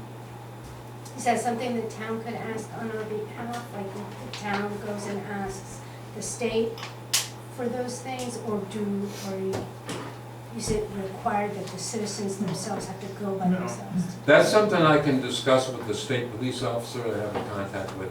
Because whatever you did before was really effective. I don't know what you did or who you talked to, Mhm. but it was very, very effective. Okay. They were out there. Do we know how many people they ticketed? Did they? Because Sorry? Did they ticket some? They did, and I'd be curious to know what the numbers are. Couldn't tell you. Okay, all right. Because we don't, And we I never know that. brought up traffic cameras in another area that was having, Which, and members of the council said they would spray paint the cameras and they would not like that anywhere, but you are free to ask the DOT for that in your neighborhood. we would love cameras. Spray paint? Like, so the cameras couldn't No, see them vandals, speeding. vandals, she's No, talking about. Oh, They have to be up pretty high to do that. yeah, residents would spray. no. A member of the council said if that was ever enacted in any of our roads, he'd spray paint the Oh, cameras. gee. He would. Yes. Oh, I don't remember that. Yeah, and apologies to you, ma'am, I don't know you, but I'm just so frustrated I with the understand speeders on the frustration road. with I'm this so town frustrated. more than you will ever understand. Sorry? I said, I understand frustration with this town more than you will ever understand. I'll make the phone call, Paul, Okay. and I'm sorry if I'm Yeah, sorry me too, for I'm my just, tone. so frustrated with, Yeah, no, I. with the speed, because they fly, and they Likewise. fly everywhere in Exeter, so I'm not just saying Mill Pond Road, I know it's everywhere, but we live on Mill Pond Road, we walk every morning, we see it, it's out of control. Right, could the town petition the state for, speed control cameras, safety speed camera? Oh, man, Yeah, well, you gotta go before the state traffic commission, I did that with Dearbrook. Yeah, The left turn lane, I asked for three things, I asked for a flashing light, I asked for a right-hand turn lane, and I asked for a left-hand turn lane, and they gave me the left-hand turn lane. They said the lane, the right-hand turn lane was a part of the bike path, and the flashing light they wouldn't approve. I didn't even ask for a traffic light, but they gave me one. But you gotta go before the state traffic commission, go to the meetings at the state house, you know, and appeal that. Ray, would it make sense for us to call our state representative? That would help. That would definitely help. That would definitely help, Paul. Yeah, I mean, we can do that, we can, Take the same petition. we can. Yeah, we can do like some phone calls, you know, We gave them a petition last a month. lot of times it's the public. When you make the call, they'll listen. I mean, I can call up, but usually it's the public that has a concern that they'll really listen to. Because that's what I emphasized when I call the state police about your situation last time. Yeah. yeah, Could you, power and numbers. what's that? Power Yeah, and yeah, you're numbers. right, yeah. Yeah, I'm sorry? I was just telling Paul, power and okay. numbers. Yeah. All right. All right, we're gonna move on? We're good? We're good, Paul? Thank you. All right. All right, Town Sergeant, Department requests clarification of the vehicle replacement fund. So tell me, is it the town sergeant replacement fund, or is it the town's replacement fund? Because when Richard and I got this going, it was a town sergeant's vehicle replacement fund, which purchased vehicles, maintained the vehicles, fueled the vehicles, so these constables could go out and do details using no taxpayers' money. But this, can I ask, that's continuing, isn't it? What is? What you just, I have, this year, this summer, we've had practically no details. yeah, but you But could, so it comes and goes, I mean. but you could service, you could do all the things you just. Well, if I get $300,000 ripped out of the account, you know, I mean, and then I'm supposed to purchase 2 vehicles, that I requested to purchase 2 new vehicles, how am I gonna equip them, how am I gonna maintain them, how am I gonna, if I don't have the money in the account? That's why it took years to build up the account. Well, can you just explain the email you sent out? So when the truck blew up, there was an immediate need that the council felt there was an immediate need to replace it. So now we have to come up with some money, right? So if it came out of Rob's equipment fund, it would derail his capital program and his vision for the department. If you took it out of the general fund, then that's a big hit for the general fund to take, for the taxpayers to take. And we're trying to keep that fund at a certain level per accounting, recommendations and whatnot. It was this pot of money that, obviously belongs and should never cripple a department. So he should definitely have his needs met. And the council, I believe, has purview over these funds. I believe it's in the charter, I believe that the council has purview over all funds that come into the town. And this was something that we couldn't anticipate. And so we did take the money out, 260,000 plus. I believe that it's an insult what the insurance gave us, but this is what we have. $59,000, it did go back in, so he is at a deficit of about 200,000. The account has built up over the years to their credit. It was $400,000. And, so now, right now, with everything, it has Yeah, but- 177,000 in there. For him to buy his vehicles, for him to keep building it up. I think 200,000 is a big hit to take. I think it's too big a hit to take. So. Well, this isn't the first time this has happened either, Well, which I didn't know about the first time, Well, when they purchased a vehicle out of the account. How much of the vehicles that you want to buy, just ballpark, how much? Well, I haven't gone up to look at it. I mean, they could cost $70,000, I mean, all Like equipped, each, Okay. yeah. So there is enough money in there right now. Well, to purchase them, then if I'm not doing any details, I can't maintain them, I can't, I can't fuel them. Mm-hmm. Well, I was in total agreement with Rob purchasing the used truck from Cape. And I was under the assumption that he was gonna get reimbursed. That's the scope on the vehicle replacement fund from the town side.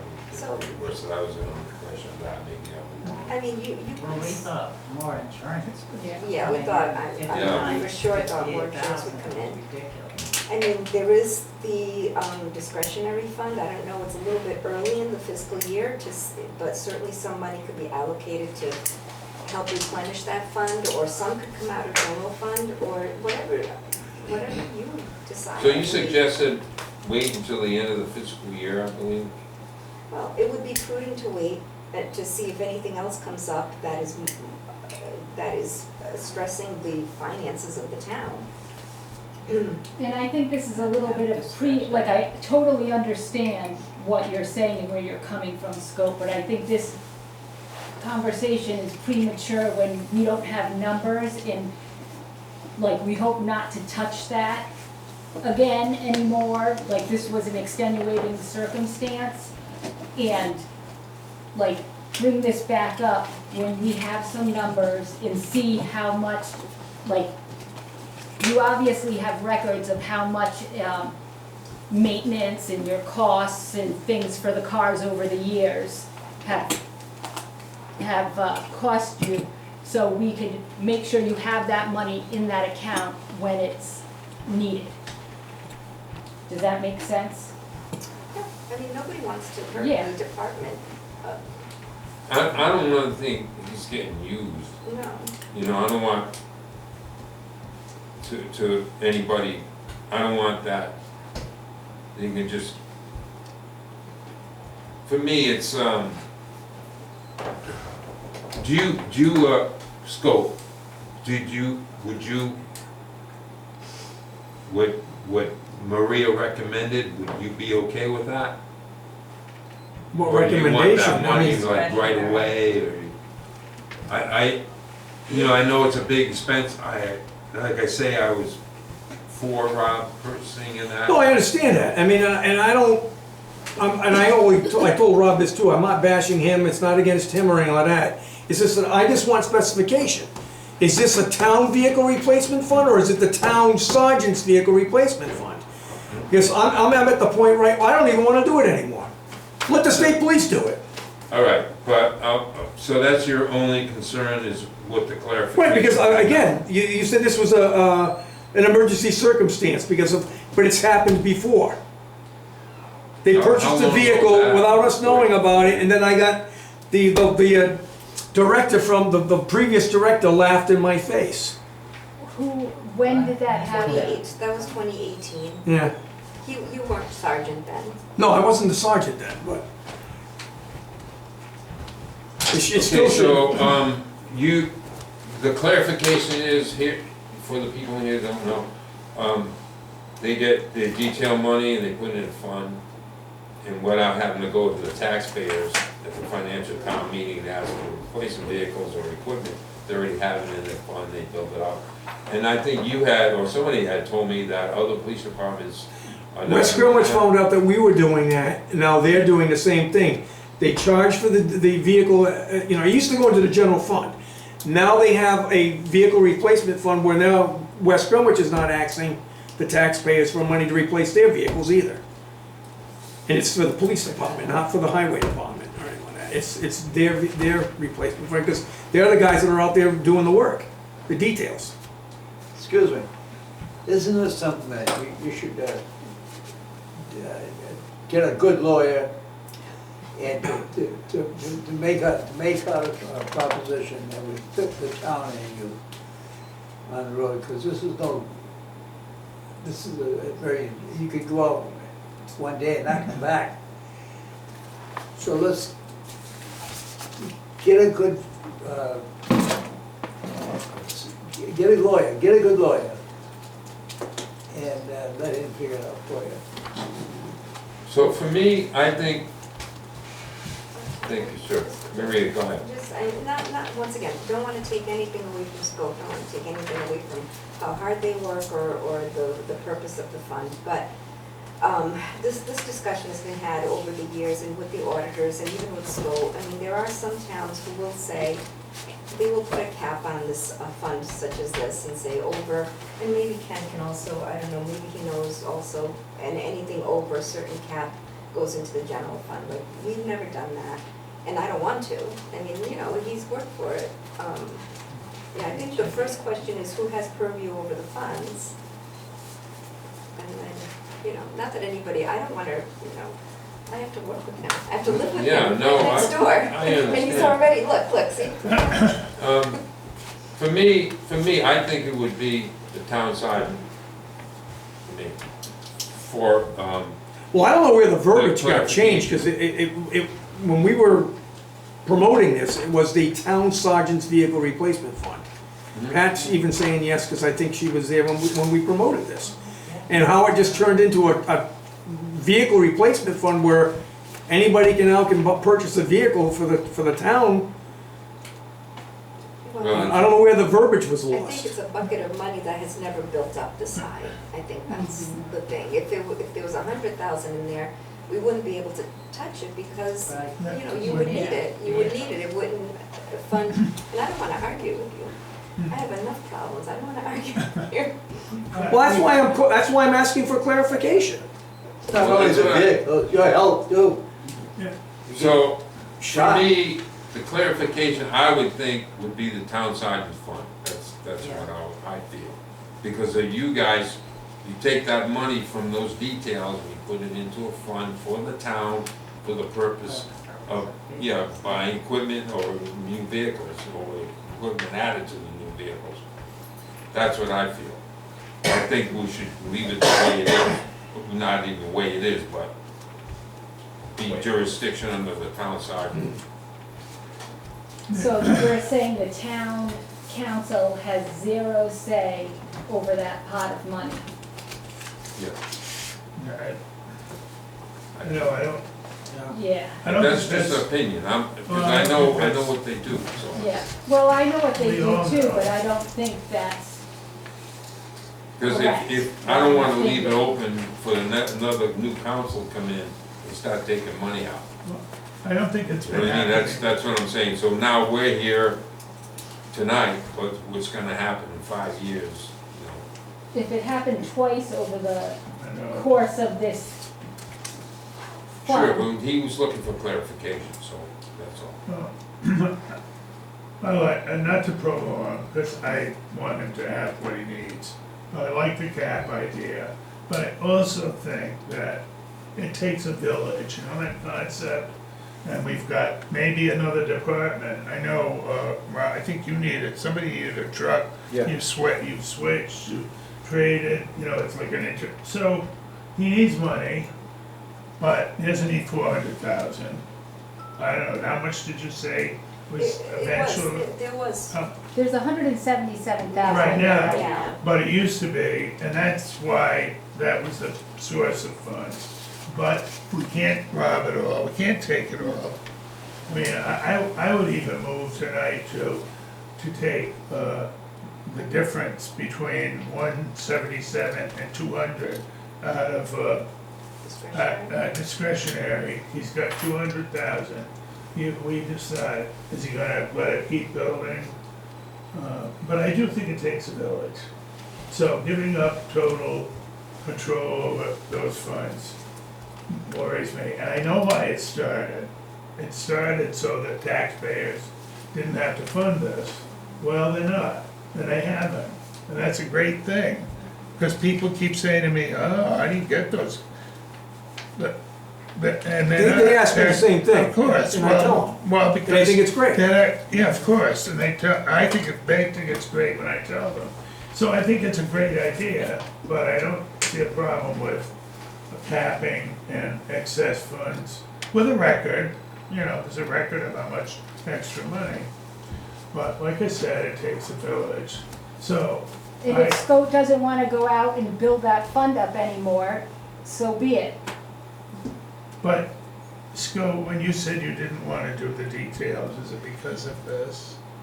It is. Yeah, I mean, we were out there in the rain, the heat, the snow, we get verbal abuse, and then all of a sudden it's just. Come sit over here, see how much verbal abuse you get. Anyway. Okay, so. First move, I make a motion, put a motion on the table that Maria transfer, what's the figure, 23,000 or? To make it, Yeah, make to it bring it 200,000. back to 200, Second. just for discussion, From discretionary. from discretionary. There's a motion and a second, any more discussion? All those in favor say aye? Aye. That doesn't resolve his question. They're not his problem, so, So we can do another motion. we can make another motion, yeah. So I'll make a motion. I'll make the motion that we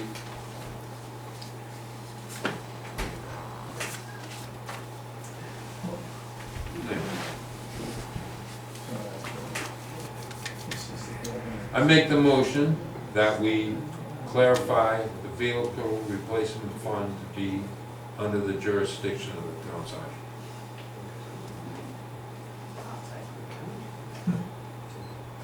With a big I just was gonna caveat. ask you that. Yeah, so one Hold big on. caveat, the way the charter is set up, there's no way for you to just give away your authority over a particular fund to another officer. The council You need a lawyer. is still gonna maintain its authority. I mean, you can certainly declare that this is your intent, et cetera, but if you were to make this motion, it would not prevent another council from not observing. From changing. There's nothing that you can do about that that would require a charter. Because it's That'd all be a record, town though. money. So, Yeah, you could certainly, you could rename the fund, you could say, this is what the expectation is, this is what the intent is, all of those things, but if a future council says, I don't care about that, only so much you can do about that. Okay? I mean, I just don't want to be like in charge of it. That's why I go to the financial budget meeting to ask for vehicles. Even though the money's there, I'm still asking the taxpayers, this is what I want to do, we have the money. That way there's the paper trail. Okay. I'll tell you what. I'll just No, I'm gonna vote on it. I'm gonna call a vote. Okay, all those in favor say aye? Aye. All opposed? No. You don't approve. You need. 3-1? Okay. That's a principle. Not fair to him. Okay? School? Thank you. Bob, thank you for your input. Okay, Rhode Island Energy, Verizon New England, joint poll petition, Wolf Rock, install new 25-5 between existing P5 and P5-50. Yeah, we got a letter from them. just to expedite the issue, I'll move that we grant the. Thank you. petition. That's what I was looking for. Second. Second, any discussion? All those in favor say aye. Aye. Aye. Opposed?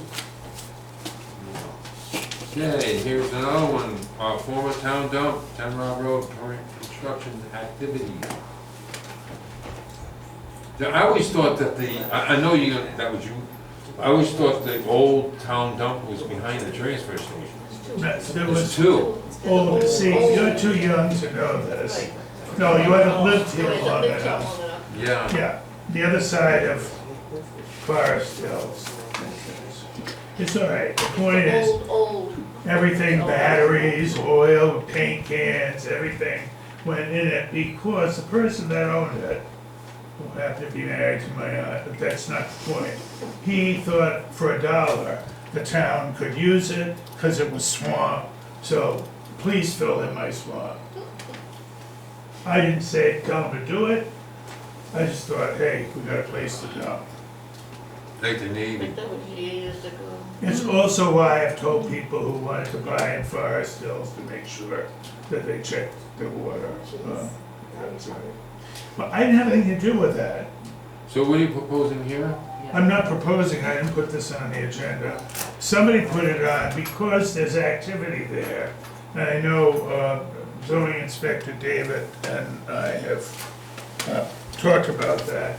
And I thought, I was confused here, I thought Ron had issued some cease and desist, but I don't see them. So I was thinking of. You had it confused with another. I did, and I realized that, and I'm sorry.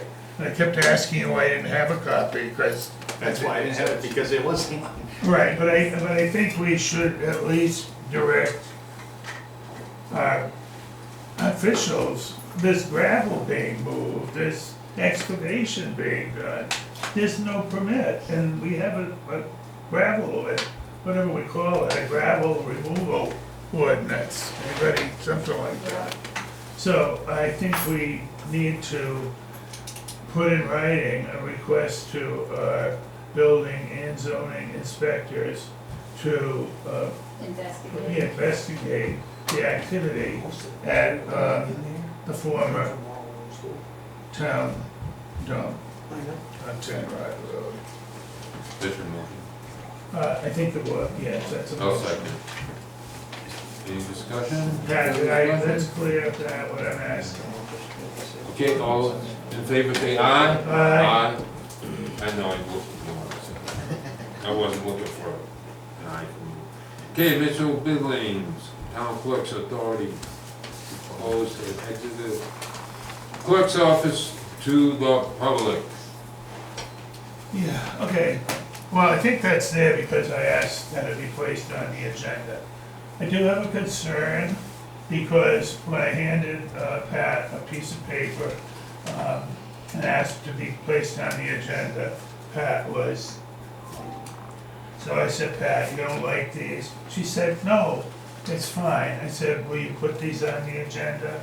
She said, yes. My language was protocol for closing municipal buildings to the public.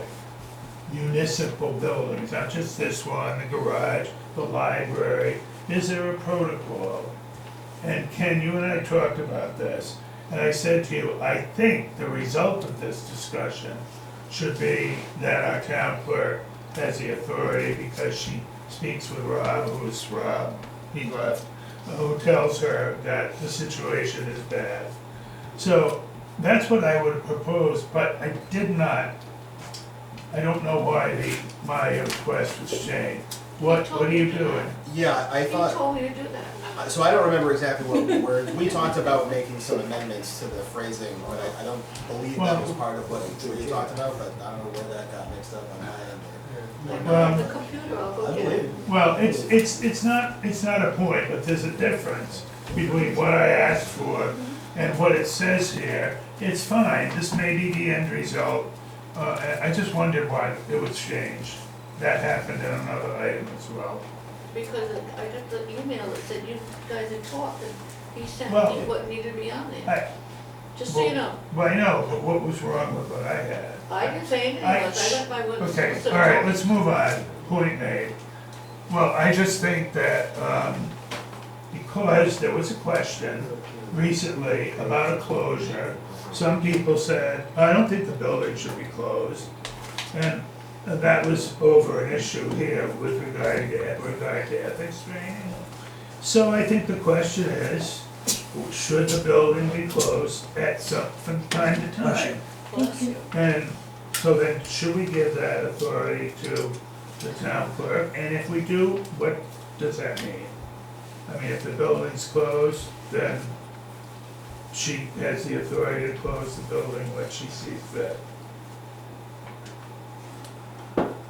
Yeah, Well, some people said they didn't think it should be. she's a building custodian, I understand so, that, yeah. but I just think for the record here, as I don't think it's ever been officially put on the record. Because if the building shouldn't be closed, it shouldn't be closed for holiday parties, it shouldn't be closed because there are people banging on the roof, it shouldn't be closed if it shouldn't be closed. Well, that's, right, It's a- that becomes her. Yeah, That's but discretion. Lynn does those things and we agree with them, but there was talk that it should never be closed. In whose authority? Well, so. This is a fine. public building and it should, the public is always here when it's open. So when is it closed? When is it not a public building? During horrible snowstorms. Yeah. it's Of closed. course. Yeah, you'd think. So, anyway, what's the agenda item? So does Lynn have the authority to close the If town we hall? vote, yes. Well, I'll move, I mean, that was what I thought would ultimately happen. I don't think you wanna do that. What was that? No, Close the building? yeah, no. So I'll move that the authority to close the building be placed with the town clerk. Okay.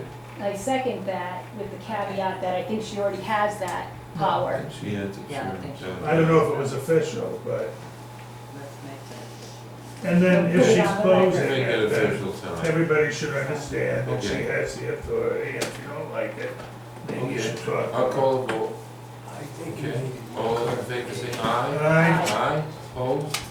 All right, thank you, Cal. Right. Next one's mine too. Oh, Board of Canvassers, Yeah, relocation yeah, of it's just offices me in causing operation. Yes, me causing trouble. Here's what I wanna know. We need to do something with a building that we've owned for this long. It costs us over $2,000 a month. Board of Canvassers apparently would like to at least relocate. And even though we know there's going to be construction at some point, they could certainly have space to work around. This is not gonna be major construction, I don't believe, I won't support it. We already met there, wall's gonna be built. There's not a whole lot of other stuff I think we intend to do. Architects may come in with grand plans, but simple is better. And when we went up there, I just listened. The planner and the architect on the planning board, walking all around the building, said, oh, yeah, this wall could create 2 new offices easily. And then the planner said, I could move up here, I could do it now. But there are issues in the building. There are issues with internet connection, there's a water heater. So under this, I don't think we can move them until issues are resolved. But I would like to suggest that the water heater, which I think needs to be replaced or something, can we do some things that we know have to be done? And like, we got a message here from Susan Hawksley about some fire, something radio, something. I mean, I don't do technology, but somebody does. So whatever this is, can we get these things done? Can we do something? People keep asking me, I Well, don't know. I see some correspondence in the past. Oh, I saw the fire. What, one. Everybody wouldn't was you, happy. did council appoint Ken Finley as project manager? Yeah, but that was to get the project going, but if you wanna change you get the canvases in there. Well- I'll start with the water meter, and I Well- talked to James Angie about getting Wi-Fi already Yeah. instead of doing internet. Well- Doing internet by Wi-Fi, Okay, whatever. and then meet the security Whatever of it gets them functional Yeah. there. Right. Because they work, even if there were walls being built, the couple of walls being Yeah, built, they can build, work they it out. work 1 day a week for 3 hours. So it's not a huge imposition for them. And, what's her name? Nancy Anderton already said, I don't care if there's banging all day or whatever. The canvassers need that space, need that room, and they have to get ready for the next election coming up, that they can't set up here again and disturb Well, this whole. 20 days early Yes. voting shuts this down. We can't meet here. Planning board doesn't meet here because, Pat, am I correct? Okay, that's my point. And, oh, it's coming. Well, it's coming eventually. Let's try to get it going. So I don't that's, know, can you move into a commercial building while it's being? well, it needs to be, it needs to meet fire code. Susan, Certificate of occupancy. yeah, well, as long as it's secure. My understanding of this, that every building has that box, and because of their request, that everybody that has these old boxes wants them getting fixed, and repaired, upgraded to a new one. That includes the library, probably this building, every building around. Okay, and So that's- that has that's- nothing to do really with the move. No, but I But mean. can they it's a- occupy but- it right now? But no, well, I mean, can that be, if that's something that could be done, at least there's work Do it. going on. Does that need to be done before people move in? What if she says you haven't upgraded later? I'm sorry about Susan, okay, I don't know. sorry. It's all right, I would just move that we ask, that we direct Ken to do any preliminary work, including, a hot water heater and whatever you think you can do. I just, Yes, Is second. it- Yeah, is that moving. feasible? It's just a hot water heater in the closet. I mean, moving into a building that needs I work. my concern with them is I we didn't need say, them in yeah. alone, because they only meet once a week, right? yeah, I put it on there only If for they're discussion. willing to be They there, wanna go, Alone. so yeah, like, if we it's can't let them during the go. day, the door will be locked. Yeah, we can't let them go if there's no hot water for bathroom. Those bathrooms have to be usable, and if they need new toilets, put in a new toilet. Get some stuff done. Or else are we gonna go there eventually? Okay. Well, I'm just, Are they working, but are they working individually once a week? They are now, but- And then they meet together once a month, right? I think. People are here by themselves all the time, I mean, that shouldn't happen. but We it need a- does. I know we need a safety, a security issue. Well, actually, that building's a lot more secure than this one. Yeah, well, I'm not suggesting that, I just put it on the agenda so we could discuss. We're not ready to move them yet, correct? No. But Not but in that discussion of the board, my recommendation is that we begin to prep the building for its That use. move. Does that make sense? Yep. Or it doesn't it? It does to me. Thank you. well, that's where you got the RFQ, With the RFQs. So, Yeah. Oh, I get your point. Ken, Yes, sir. is that feasible for someone to move into a building that's being renovated? I mean, we're talking about, I'm not just talking about inconvenience, I'm talking about dust, I'm talking about If it's just- whatever else they got in that If building, I If don't it's know. just them, they can move to a place where it's a little isolated, of course they're gonna get whatever, Okay. but at least they'll be there. May we not So yes, it decide is this feasible. tonight? We don't have to decide it tonight. You don't want him to go, we won't, I'm that's not not. saying that, I'm just trying to get his opinion, because he's a Okay, contractor. whether we can change our hot water heater? Okay, We're not just talking about changing how, we're talking about bringing people up to No, a I'm not. unfinished building, that's what I'm talking about. well, good. Then you've already answered the question. No, I didn't answer any question, Cal. You got something to say, Well, I'm Mr. on the Petitioner? board of canvassers, and Nancy and Nancy McGowan had preliminary looks at the place for elections, and the Board of Elections said it's a perfect spot. And as they say, we're only there 3 hours a week, and it would be ideal for election time for us not to be here, to be up there, because of the chaos that we cause in here. As you said, we end up with, they have, well, let me put it this way. We were all set up, and then something mixed up with the planning department, and they had to have a meeting in here because things went, we had to tear the whole thing down, and they helped, but we had to tear it all down, and then we had to bring it back the next day. For the 20-day things, and that's not until next November, or, yes, next November, so October, November. Okay, so was there a motion in a second?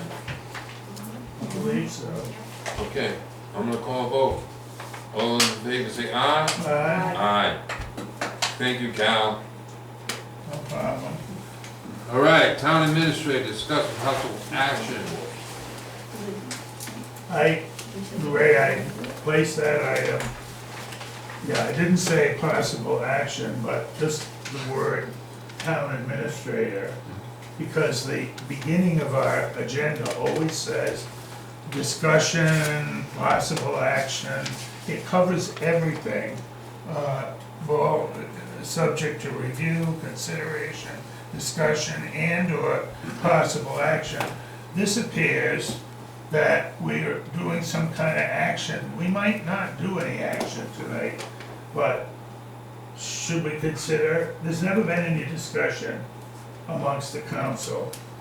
Someone said to me, when are you ever gonna talk about a town administrator?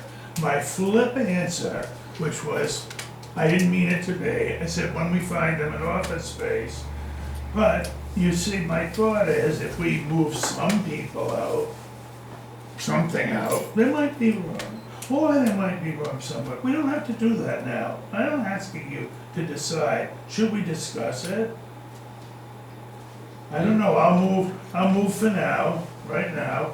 I'm gonna move that we include discussion of a town administrator's salary in our discussion of next year's budget. Second.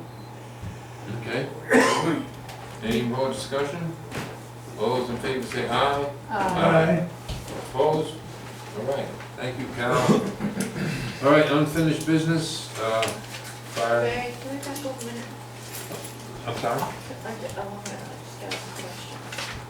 On the new business for the town hall authority closure, do you want to leave that on the agenda, or do you want to take that off, or what? No, we decided that. You didn't say to take it off, though, Yeah. you want to take that Oh, off? sure, it's just done. Done. You want to Yeah, I take would that? request you remove it. Okay.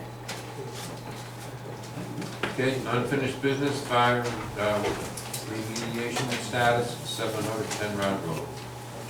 So this is also on for executive session, and I would recommend deferring all discussion about it today. All right, Bates Schoolhouse Road peer review, stormwater management plan. Yeah, whoops. Yeah, you already talked about that. We have paid for it, and we haven't authorized last month. Remember the question was who paid for it? Yes. Who would pay? So I will move that the town pay for the plan that was put in place here. Maria? Discretionary fund? Yes. That's fine. Second. I think it's $3,000 is the figure, but the point of that is to try to see whether or not the plan that was And it was to give the created by- inspectors more information. Right, so Our they- town inspectors that needed more information, the information that they needed to make decisions. And that's why we asked, because our building inspector indicated that he would like assistance in determining whether that's appropriate, what's been done. So, that's my motion, we pay it. The second? You was the second? You were second? Yeah.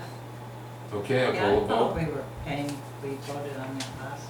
No, we didn't. No, we were wanting We discussed clarification about of why it was needed or We something didn't know like an that. exact price Yeah. last month either. Yeah. Remember, it was 35 to 48, but Bill got them down to 3,000. Okay, Yes, under discussion, yep, just for the record, we will perform, this is from the Crossman Associates, we will perform the stormwater review for $3,000. It will concentrate on the stormwater runoff to adjacent property owners and to Arcadia Road. That's what our memo is, and the bill recommends that that be Yeah. done. So I want you to know, and Pat, just those thoughts, because it's where it's coming from. okay, and we'll all vote. All those in favor say aye. Aye. Opposed? Thanks, Can I Ray. take that off now? Yes, please. And then we have the Economic Development Task Force, status and direction. I know we discussed this last time, and someone was mentioning about a commerce, what do you call it? Chamber of Commerce. Chamber of Commerce, there you go, bingo. Yes, and, yeah, I was saying how we would like to go out and talk to, I go out and talk to business owners anyway, but they always tell me they like it, whatever, never had any. The people I talk to say they like doing business here, the people I've talked to, so, I ask if they have any thoughts of make things, better for them, and they never give me an answer, so, I get, apparently they like the ones that I spoke to anyway, they like doing business here. Ray, remember that I think, asked Carrie if she could provide a list of businesses to members of the board, so that if they meet again, it might, I think they had discussed writing to them or something and asking if they'd like to move forward. Yeah, no, I'm sure she did, but I'm just saying that she did the list, so I don't know if they're gonna meet again, I hope sometime. Yeah, we meet as need basis, but I can talk to Lauren about that. Okay. Well, you stayed on, you can stay on it. I'm still on it. Good, don't leave. Fantastic Four. Good, don't leave. It's me, Tom, McMillan, Chris Scher, and Lauren Byrne. All right, we're moving on. Exit, yeah. Let me take a drink. I can't eat candy when you're running the meeting. I mean, it's a good thing. All right, Exeter Juvenile Hearing Board status. Letter sent to Superintendent and School Committee, Exeter West Granite School District, regarding referral of Exeter students to the Juvenile Hearing Board. And then we got some letters from the police chief. Read that. Yes, but that's all right. Here, this was the letter that we authorized or directed Lynn to send, which she did on September 10th. My question is now, has there been a reply? No. All right, so there's been no reply. Could we just indicate for the minutes tonight that the letter was sent on September 10th, and to date there has been no reply? I think that would cover it, so the records show that we're not inactive. They will make the effort. Right, we're not the masters of inertia when we move ahead. Okay, ready to move on? Ethics training, scheduling. I'm gonna speak to that, only because Lynn said, oh, should we just keep that on? She happened to ask me because I was here. I said, here's my opinion, keep it on and let the record show that it was scheduled, that there were 2 sessions, they were well attended, and it happened. So we directed, we came, and the record shows that there was training, okay? Yes, sir. And there were some, I understand, some people who weren't here who might do or could do it online and probably will. But we've got it. I beg your pardon. Did, All right.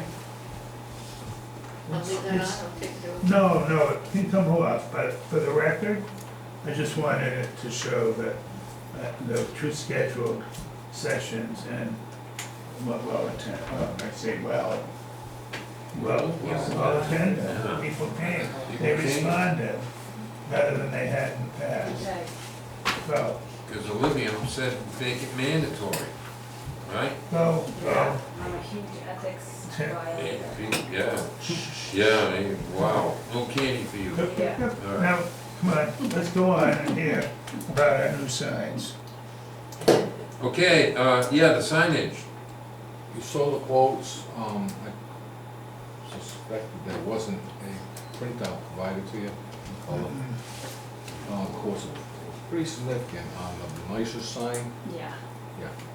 And I do like where they put it, it's a little further than away from the water, but it just seems like it's a target for somebody to run it over and break it, that amount of money. So, I think too we're gonna have to go out to bid. I'm gonna have to get to the state MPA to contact those people. They're not Who gonna- do the signs for all other different towns? signs. Well, for other towns and I don't know how stuff. much you wanna pay though, so. We should pay some, I just think it would be a nice touch, at least on either side of 102, but I don't wanna keep Can speaking we about ask that. the other town, like Richmond or whoever's sign that we liked, how much they cost? Well, there was that one person that passed away that did most of the signs. Okay. And now the person that he sold it to is not getting back to anybody. Coventry was the one, that was the latest place that got the signs. And they said the only person they had was that Bristol company that would respond. And they were Okay. pretty responsive, but still pretty expensive. Yeah. And there were two versions given, and I don't think the second version is much different than what the signs are we have out front here. I suggested to put up, like last week, What? they have the two, like, On the fence? on the fence, they have like a 10-foot high by 8-foot wide Yeah. chain link fence deal, and it has welcome to Gloucester on it. It's on 102, and then they have these little medallions, like the Lions that's Club lovely. and the Chamber of Commerce and Great. stuff. And then, You like that one too? yeah, I like that one I too. It know. looks pretty rural, Well, don't you? very rural. Do you wanna continue on and go out to bid, do you wanna make it a budget item? Yeah, vehicle replacement fund should come out of But not the two, don't be fresh. Don't be fresh. Well, what do you think, I mean, I don't know, we've been talking about it for We a should long probably time. make it a budget item, especially since these signs are gonna get run over or stolen. There you are, yeah. Yeah. So at least one nice one or two Yeah. nice ones, and then all the rest can be Simple. targets, yes. Then be replaced. Replace these and put it on the budget.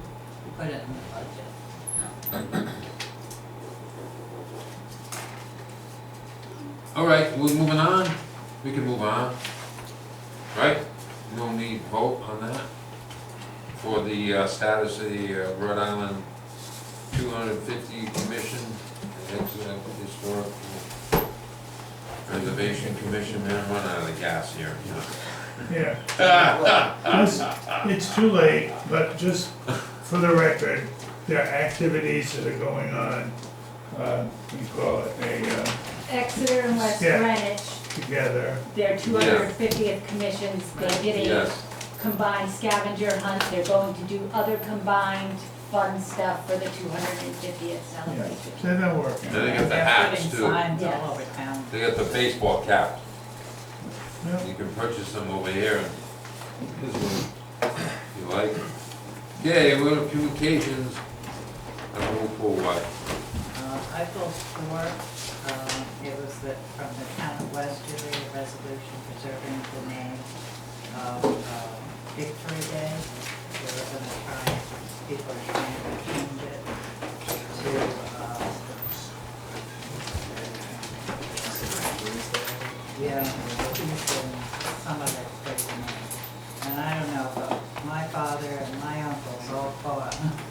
World War II, and I think it's appropriate and respectful to veterans that we leave it as victory.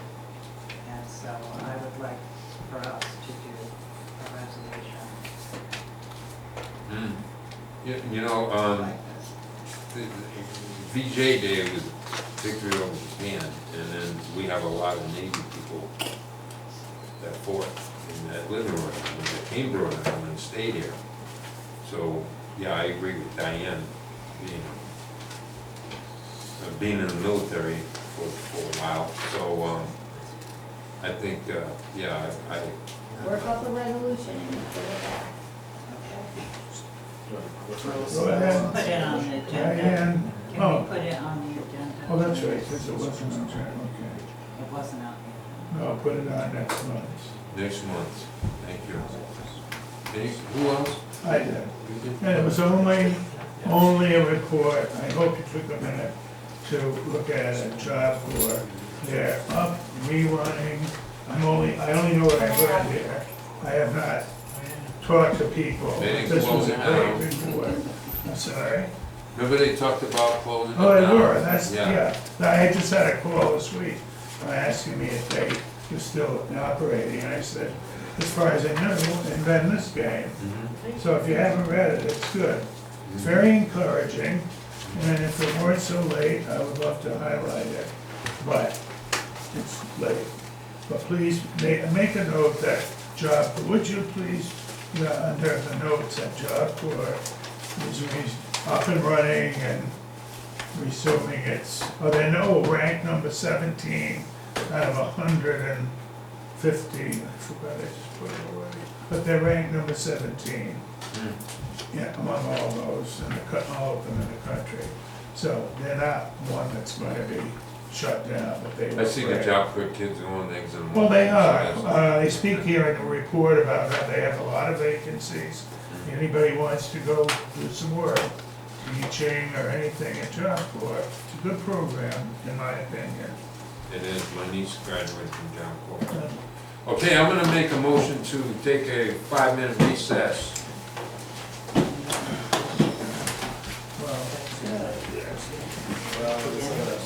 Yeah, we'll get some stuff we're gonna do. 5-minute recess, maybe a second. All in favor, say aye. Yeah. Probably run